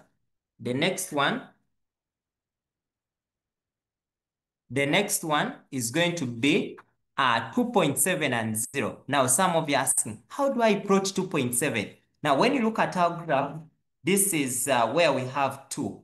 Now, 2.7, you need to know, what does each box contain? You notice that here, our 2 corresponds to 5 boxes. What does it mean? 2 divided by 5, you get what each box will contain. So 2 divided by 5, it means that this is 0.4. Mean that each box you have will take on 0.4. So that means that this first box you see here has 2.4. The next one would be 2.8, meaning that 2.7 is in between here. So I'll place the point there. But that's why I told that to be accurate, always better have other points. So another point we are going to plot is 2 and 3. So 2 is here, you notice. Then you ask, where could 3 be? This is 2, so 3 is in between here. So after getting those points, you go ask yourself, which kind of line do I use? That for this particular one, our line is going to be a bold line. And why is it a bold line? Because our inequality was an inclusive inequality. So I'll come here with my ruler, and then I draw that line joining the two. So my line will be like that. Now, after drawing your line, that is the line we have drawn. We are going to shade, but we can first label the line. Now, when you are labeling the line, do not label in the space before you know where you are going to shade. So we are going to test which side do we shade. So the testing is very important and show where are you testing from. So I'm going to come here and I say testing. I'm going to come here and I say, I'm going to come here and I say testing for area to be shaded. Now, the choice is yours where to choose the points. Some of you may decide to choose from this side of A, others may decide choose from the side of B. Now, when I'm taking a point from B, I'll take 0 and 0 as my point of choice. That is 0, 0. But when you look at the equality we are dealing with is 9x plus 2y greater than or equal to 24. So we feed in. So this will be 9 times 0 plus 2 times 0 greater than or equal to 24. This is 0 greater than or equal to 24. Then the key question you ask yourself, is 0 greater than 24? If the inequality you are remaining with on the testing does not make sense, then you say, no, does not make sense. Whenever the thing doesn't make sense, it means that is the side you are going to shade. So I'll come comfortably and I'll shade this side, that this is the side that doesn't observe the inequality. Now, after shading it, I will even go on and label the line. So I can label this line here. And here, remember, we label lines. Don't put inequality. Last year, some of your friends were putting inequalities. So you write 9x plus y is equal to 24. You can put an arrow in case they are not fitting. Then we go to the second point we are going to plot. We are going to plot 0, 12, 3.60, and 3.2. So 0, 12, still it is at the same point here. Then the next one is 3.6, 3 and 2. So when you look at 3 and 2, 3 is somewhere here, and 2 is a point. This is 2.8, 3 is here, and then 2 is here. So that is the point. Then the other point is 3.6 and 0. So when you look at 3.6 and 0, remember this is 2.8, so 2.8 plus 0.4, 3.2, then plus 0.4, 3.6. So 3.6 is here. Now, after that, get your ruler. But first ask which kind of inequality. That since it is an inclusive inequality, I'll use a bold line. So I'll get my ruler, get your ruler, and then draw. So allow me to use green for this particular one, and I draw my line. So my line will look like that. Then after getting your line, you need to test the region to shade. So when you look at my graph, I've left there A and B. So you go back and ask yourself, still when I use the side of B, you notice that the side of B, that's where I have 0 and 0. So I can use the same point to test for this particular one. And I will say testing using 0 and 0. And I'm testing which inequality? The one of 10x plus 3y, that's equal to 36. When you put in 0 to be 10 times 0 plus 3 times 0, let's equal to 36. 0 will be less than or equal to 36. Then you ask, does it make sense? Is 0 less than 36? Then you say, yes, it makes sense. Now, if it makes sense, that means that is the required region, what we call the wanted region. Now, what does it mean? It means that you shade the other opposite side. So I'll come, I'll shade. I shade like that. Then after I label my line, that this line here is the line I have as 10x plus 3y less than or equal, sorry. Now, remember here we use equals to 36. Now, after labeling that, remember we have another line we have, which is x, y is equal to x. Now, if it is y is equal to x, we are going to plot all these points, but we don't need all of them. Because when y is equal to x, it means we are going to come here on our graph, we plot 1, 1, 2, 2, like that, like that, like that. So I'm going to plot those points still.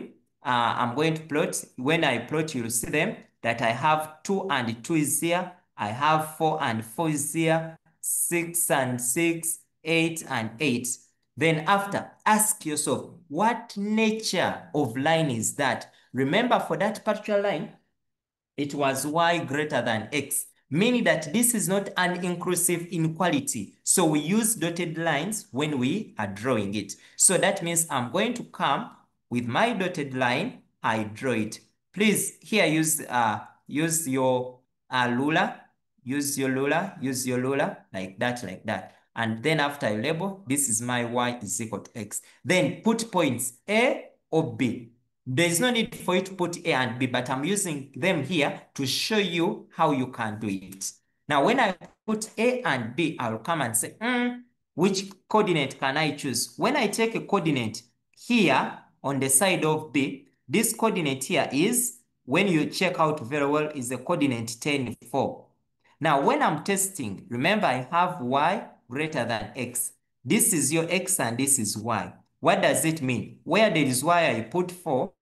Where there is x, I will put 10. Then I ask, is 4 greater than 10? Then surely it does not make sense. 4 is less than.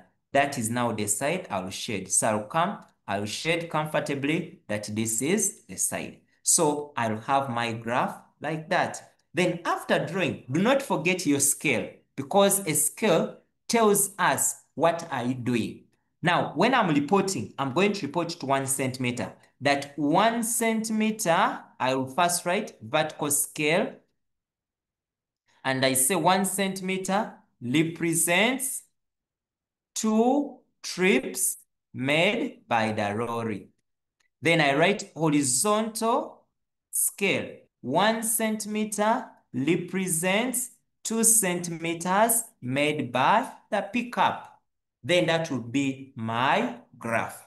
At this point, let me first invite some questions. I am seeing quite a number of questions, but okay. Uh,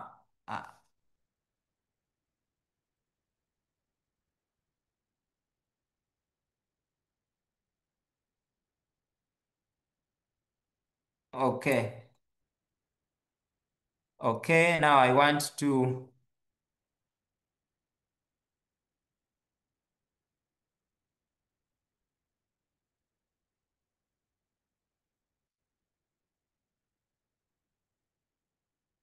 okay, I want to entertain some few questions.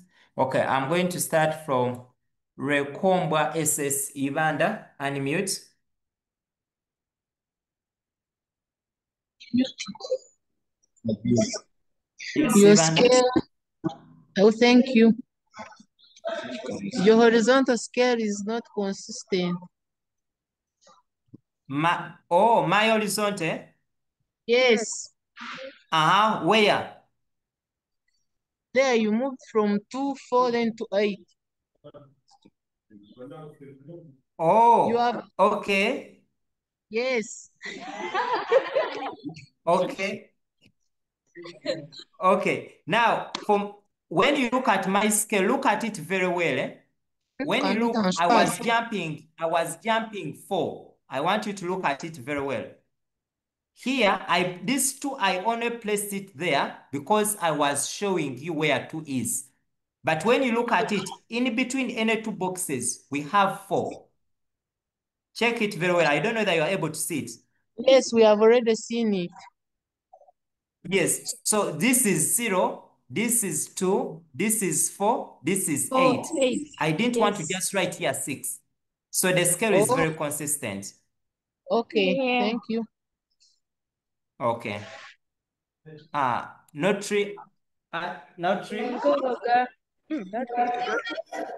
Nkaturiaba kama ntubuza na page.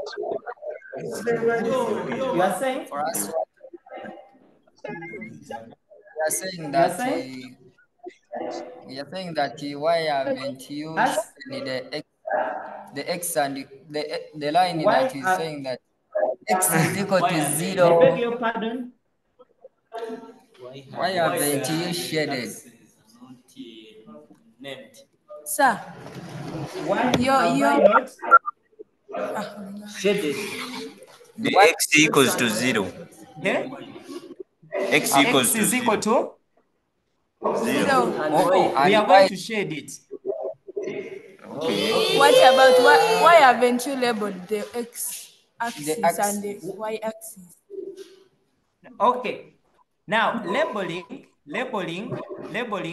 of the axis.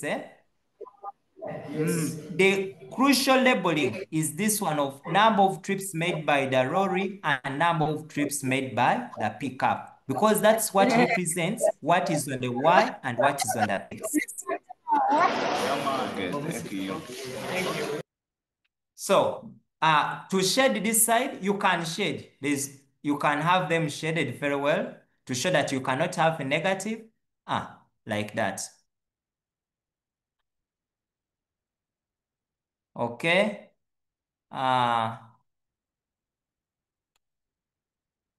Blight Future Academy, Magale Secondary School. But you'll have your graph will look like this. When you shade, it will be something like that. Yes?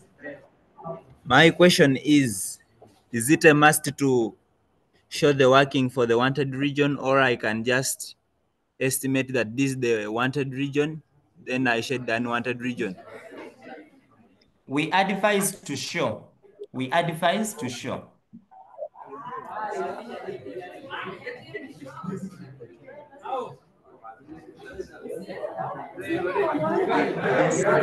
Okay. Blight Future.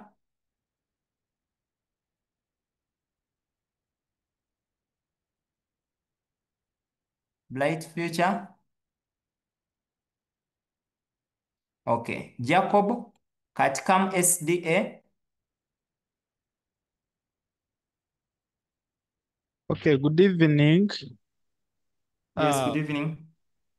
My concern was still on the scale where you were rating the horizontal scale. Where? You say that you just made scale where? some small error. When you were rating the You are scale, saying? Okay, But can you be a bit loud? You are saying? when you were rating the scale, okay? Yeah. For the other one, you have used the computer. For? You have written that 1 centimeter represents 1 centimeter trip. I mean 1 centimeter. Yet it has to be 1 centimeter to represent 2 trips made by maybe pickup. 1 centimeter represents? 1 centimeter to represent 2 trips.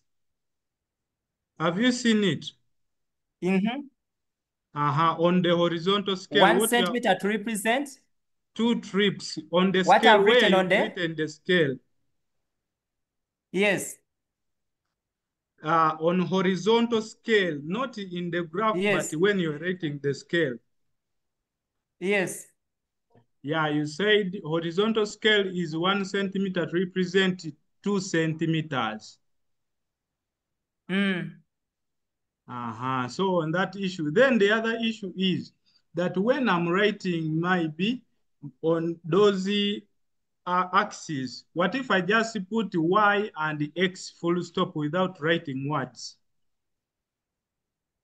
Now, for that one, sometimes students forget to what? To give the meaning what X and Y represent when they are starting the question. So when you write them here, at least it can tell what your Y was and what your X was. Okay. But still, even when someone just lands on your graph without even going back to check what your Y was or X was, it makes it much easier to interpret the graph. Whenever you have a graph that is well labeled in real life, where it is easy to interpret when you know which variables you are dealing with, having Y and X, they can represent anything. That's why we say be specific. What does Y and what does X represent? Okay, thank you, sir.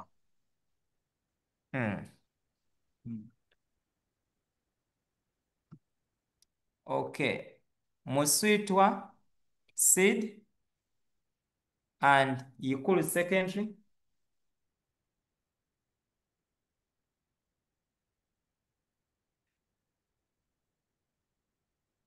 Oh, people are not unmuted. Yes?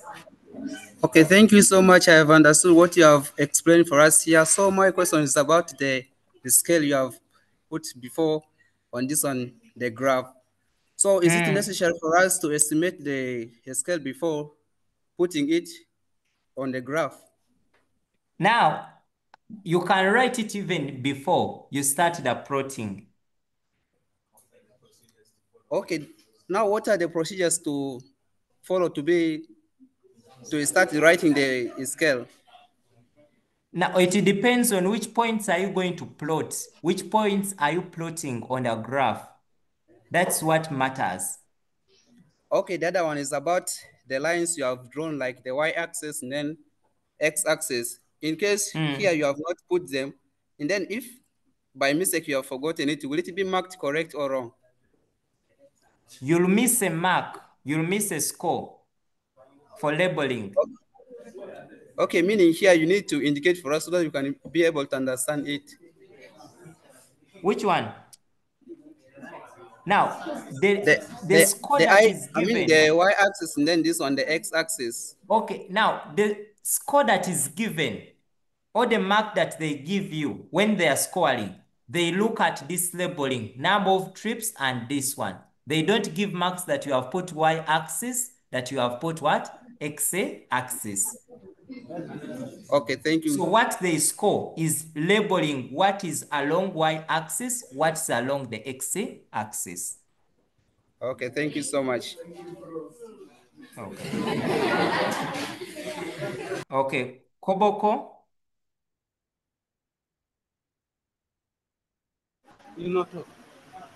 Sir, I'm a bit confused. I'm a bit confused in the scale. A bit confused in getting the scale. Yeah, where you wrote that vertical 1 centimeter represents 2, then horizontal 1 centimeter represents 2, but on the graph you marked at the interval of 4. Is it possible for one to escape like other units? Okay, now, when you are reporting a scale, always better you report it 1 centimeter. But even if you label and say 2 centimeter represent 4 trips, it is okay. But always we are looking at what is the representative of 1 centimeter.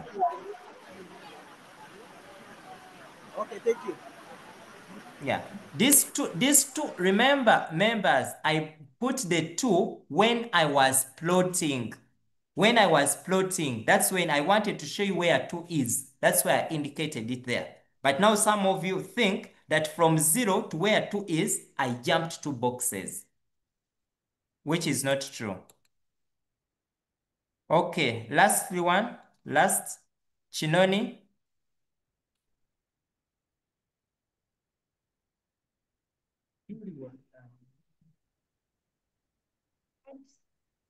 Chinoni?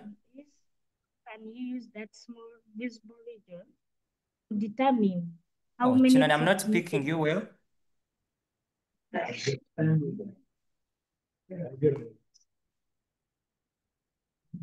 question is, how many? Can one determine? How many? Oh. I'm not getting you clearly. How many? Because I'm hearing how many something. Yes? How can you use that small visible region here to determine how many trips needed to minimize the money? That's my question. Okay, now we are going to that. That's where we are heading. Okay, now we continue. Now this is my accurate diagram. This is just a sketch to show you the graph. Then I want now to go to the extraction. Now, when it comes to minimizing the cost, remember we had our cost, or what we call the objective function, was 50,000 x plus the 15,000 y. Now, one, never extract a coordinate that intersects a dotted line. This line, you remember, this line we have here was a dotted line, this line here. So we can't extract any coordinate from it. So the coordinates we can extract are the coordinates within the feasible region. Remember, this is our feasible region that satisfies all the inequalities. So we are going to extract points either along the line or within here. And always, we better always consider integer values. So you can't take on this value, you can't take on this value, because they intersect with a dotted line, of which the dotted line is not part of the solution. So from here, we are going to extract some points. We are going to extract some points. So when you're extracting, I'll come, I say, these are my optimal points. And then in brackets, okay, give me a minute. In brackets, you are going to put x, y. You are going to put x, y. That's what you are going to put in what? In brackets. So in brackets, you put x, y. So I'm going to come and I extract. Let me say I'm extracting the first point. I'm going to extract 2, 4 is a point. Then I'm going to go on. I extract another point, say 0 and 12. 0 and 12 is a point here. Then I can go on. I extract another point, maybe 2 and 3. Then I go on. I extract another point, maybe 2 and 5. Hope you are seeing the points I'm extracting. Then you can go on and extract other points. Yes, these are some of the points. But the points you extract, at least make sure you extract around 3 or more points for accuracy purposes. At least 3 points. Then after that, after extracting, here I can put my calculations. Now my calculations are going to depend on here. So I'll come and now I start my cost 50,000 times 2 plus 15,000 times 4. Then here I'm going to put my optimal solution. This side. Then I go, I feed in here, I feed in here, I feed in here. Then I get the different answers.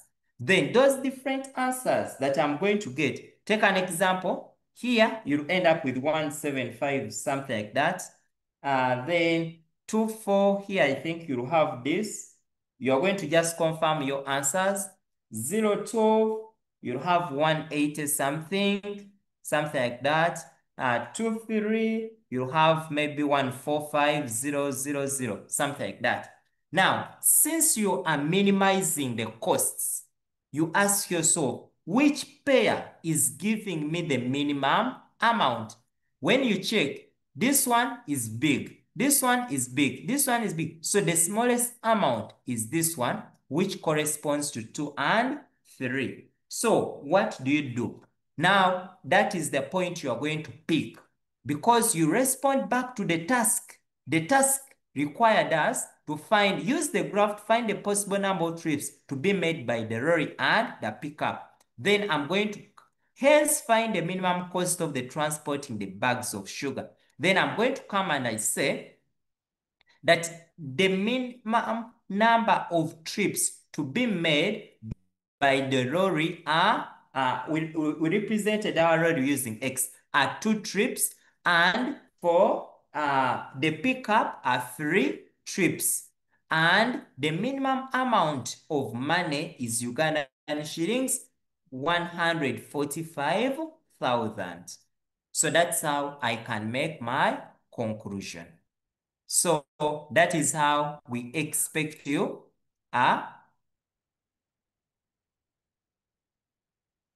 Yes, so that is how we respond to that particular item. Yes, so so that is where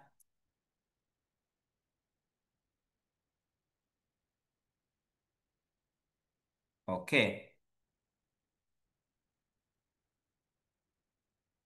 Yes. Okay. Now, for that is how you conclude for this particular number. Now, what do you need to do? One, this particular one, you can check on our channel. You'll find over 10, maybe I think 6 videos to support you in case you still have challenges with linear programming. In case you still have challenges with linear programming, you can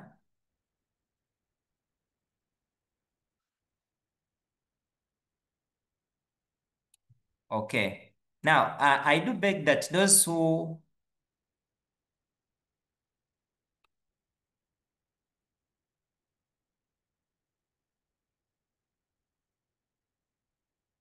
okay, okay. So that is how okay. So that is how you conclude for this particular number. Then for this one, I think the rest of the items, you'll discuss them at the school level. Yes, but for items that will require you, still this one falls under item 2 when you look at it, whereby it lies under item.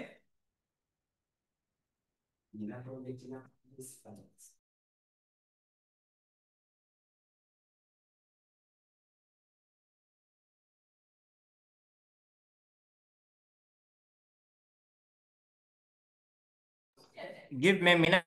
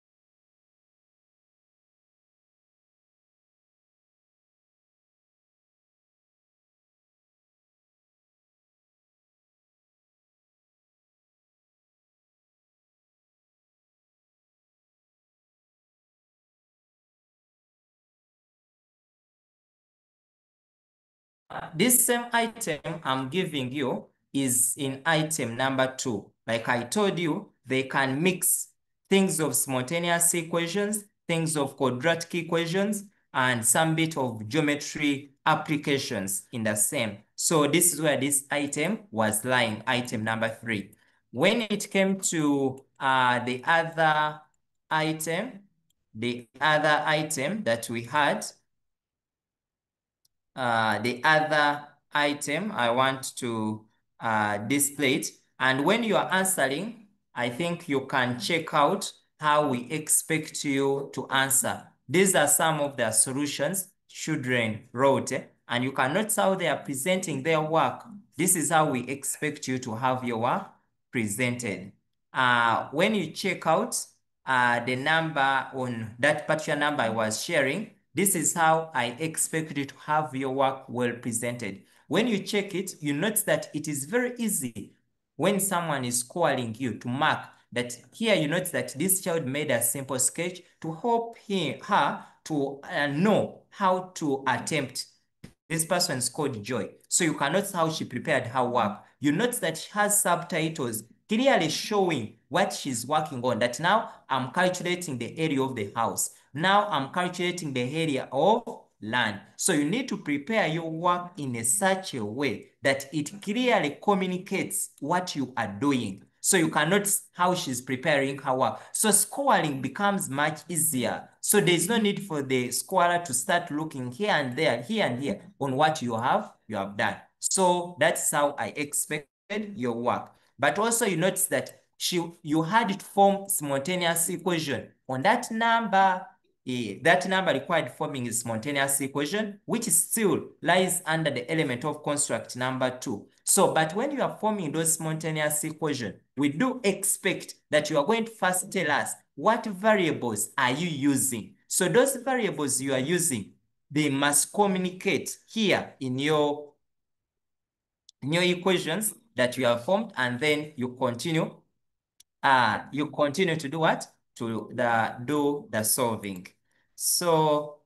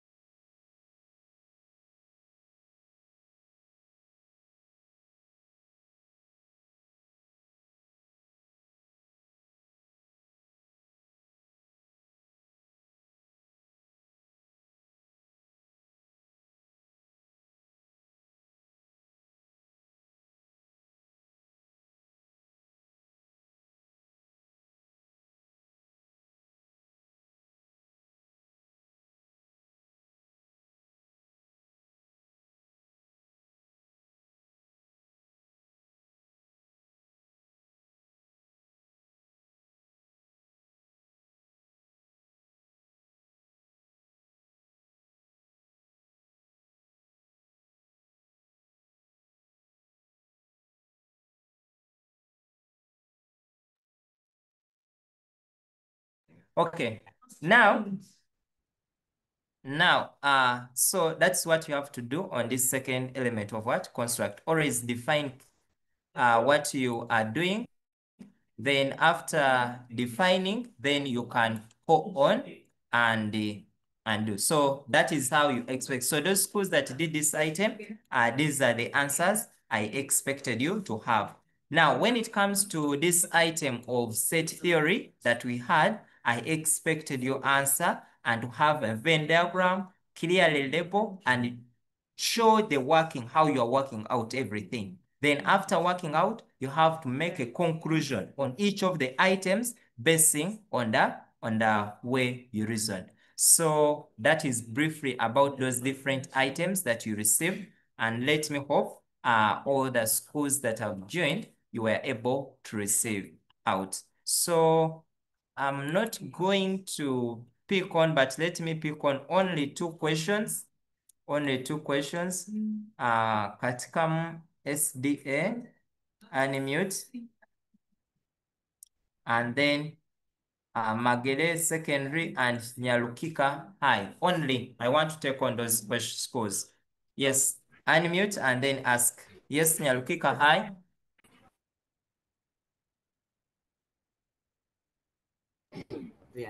Ask, I'm not getting you clearly. Okay. So on the other question of the visible region. Yes, the question is on the visible regions. Should we use those? Should we use all the points that you place in the solution table, or you can just pick like 2? For the solution. For the solution tables, that item 2, should we use all the points, or we can just use like there are 12, 0, 12, then 2, 3, then I leave out 2.7 and 0. When you are plotting? Yes. Oh, now for accuracy, an intercept point is very good. So at least have 3 points such that you know where exactly your line must pass. So at least have 3 points. So 2 points, you may not be able to draw a conclusive line. So have 3 points at least. You may avoid the point, the decimal point, but have at least 3 points when you're plotting. Thank you, sir. All right. Then that Musitu said, unmute and Katkam.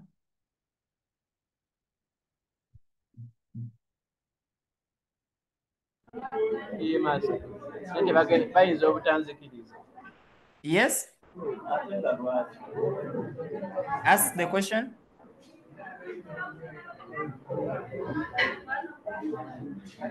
Ask.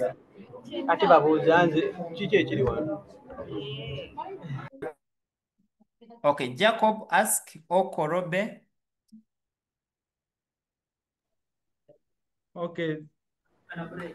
You have learned today. Yes. So, Master, I just request that you pardon for me, that item number 4. On the issue of percentage, for example, that one at least 50%, at least 70%, that one.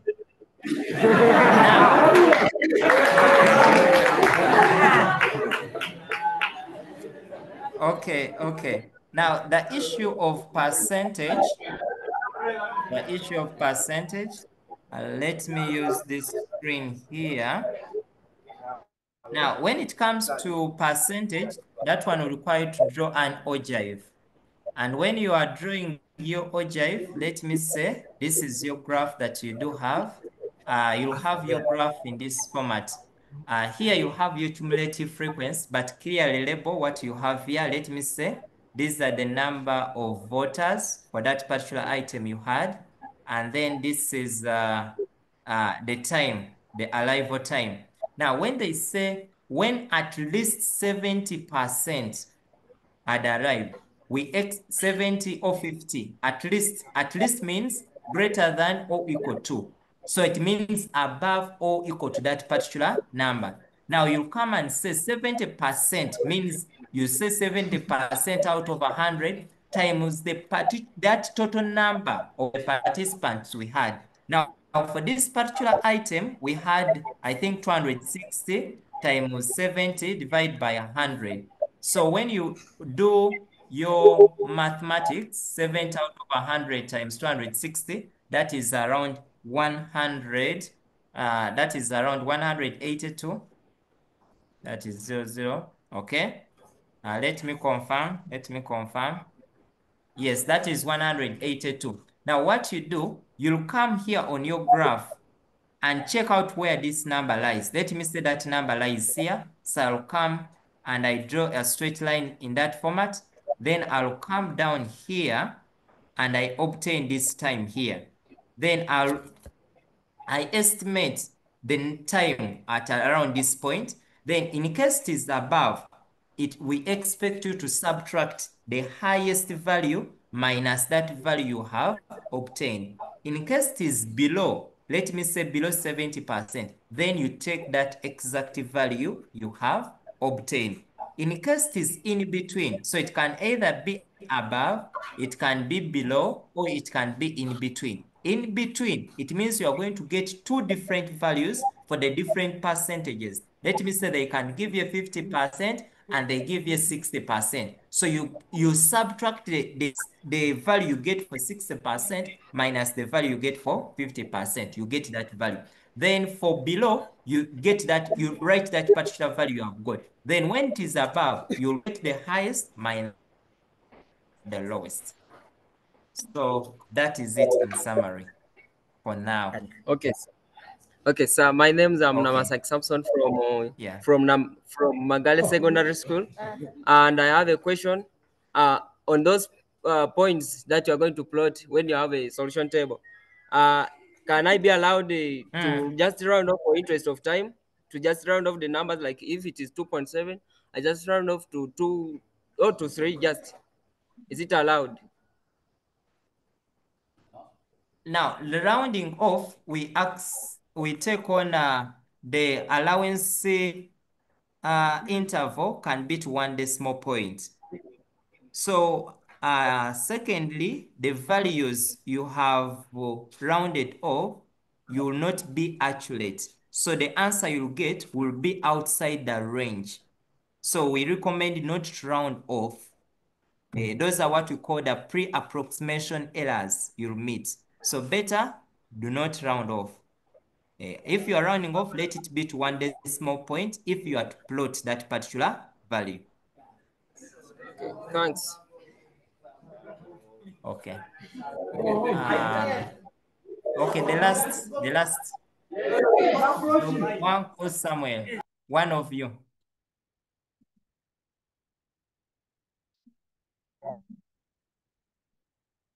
Yes, Zongo.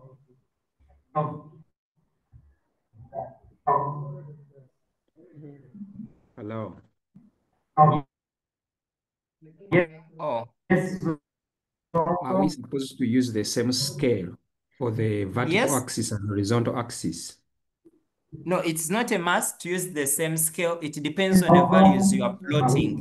However, what is very important is for you to be consistent with the scale you are using. Because when we are wording on that particular number, when we are wording on the number of linear programming, we give marks depending or basing on 3 major things. One, you get marks for formulating of the inequalities. So each inequality you have, okay, let me first mute you. Yeah. So when we are awarding on the item of linear programming, we award a mark for each inequality you have formed. But in case that item required you to form equations, then also we award a mark for equations. Then secondly, for each of the coordinates that you extract from your table, we give a mark for the coordinate, drawing it and labeling. So when it comes to the graph, remember, when you fail the graph, you have failed the rest of the things. However, if you mess up with one of the inequalities that you have, then you are going to lose as well many of the areas, because we know those who do programming, those who have done maybe C++, you have done what? Python, R, and the rest of that. You know that any mistake in the program, it will not run. So make sure that when you are doing, you are very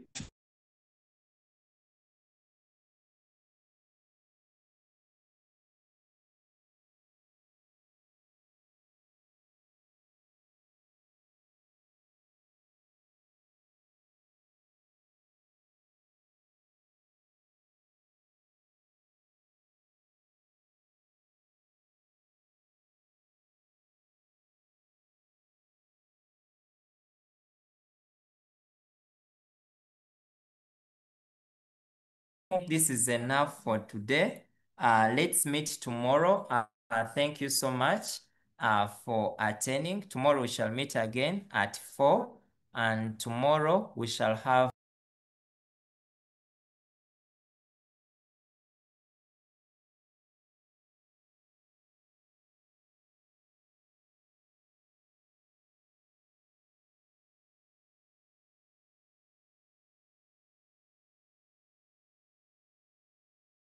tomorrow we shall have our discussion for another subject. Tomorrow we are having geography, but still it will be the same time. We may send the questions today evening, and all these recordings, still you can check those who have joined us today. I've seen about 180 people and schools. So you can find the recording on the YouTube channel in case you have missed.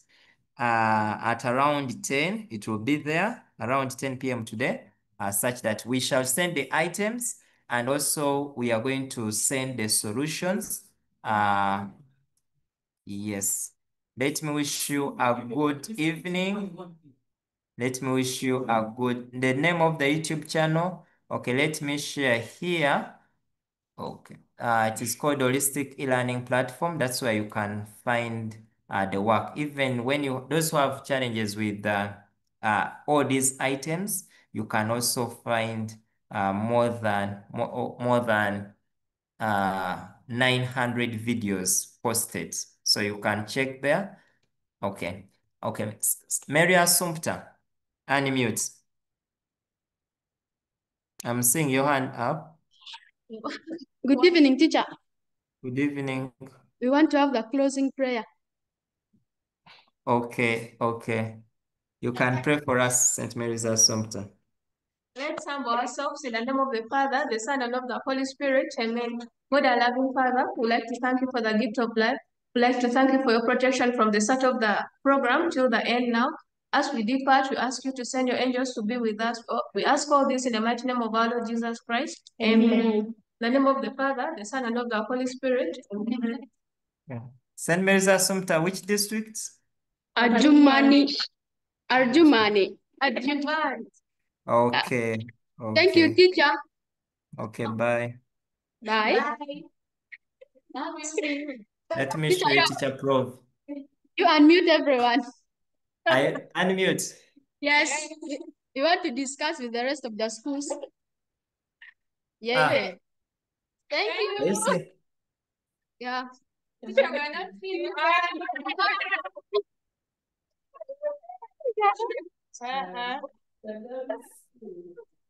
Hmm.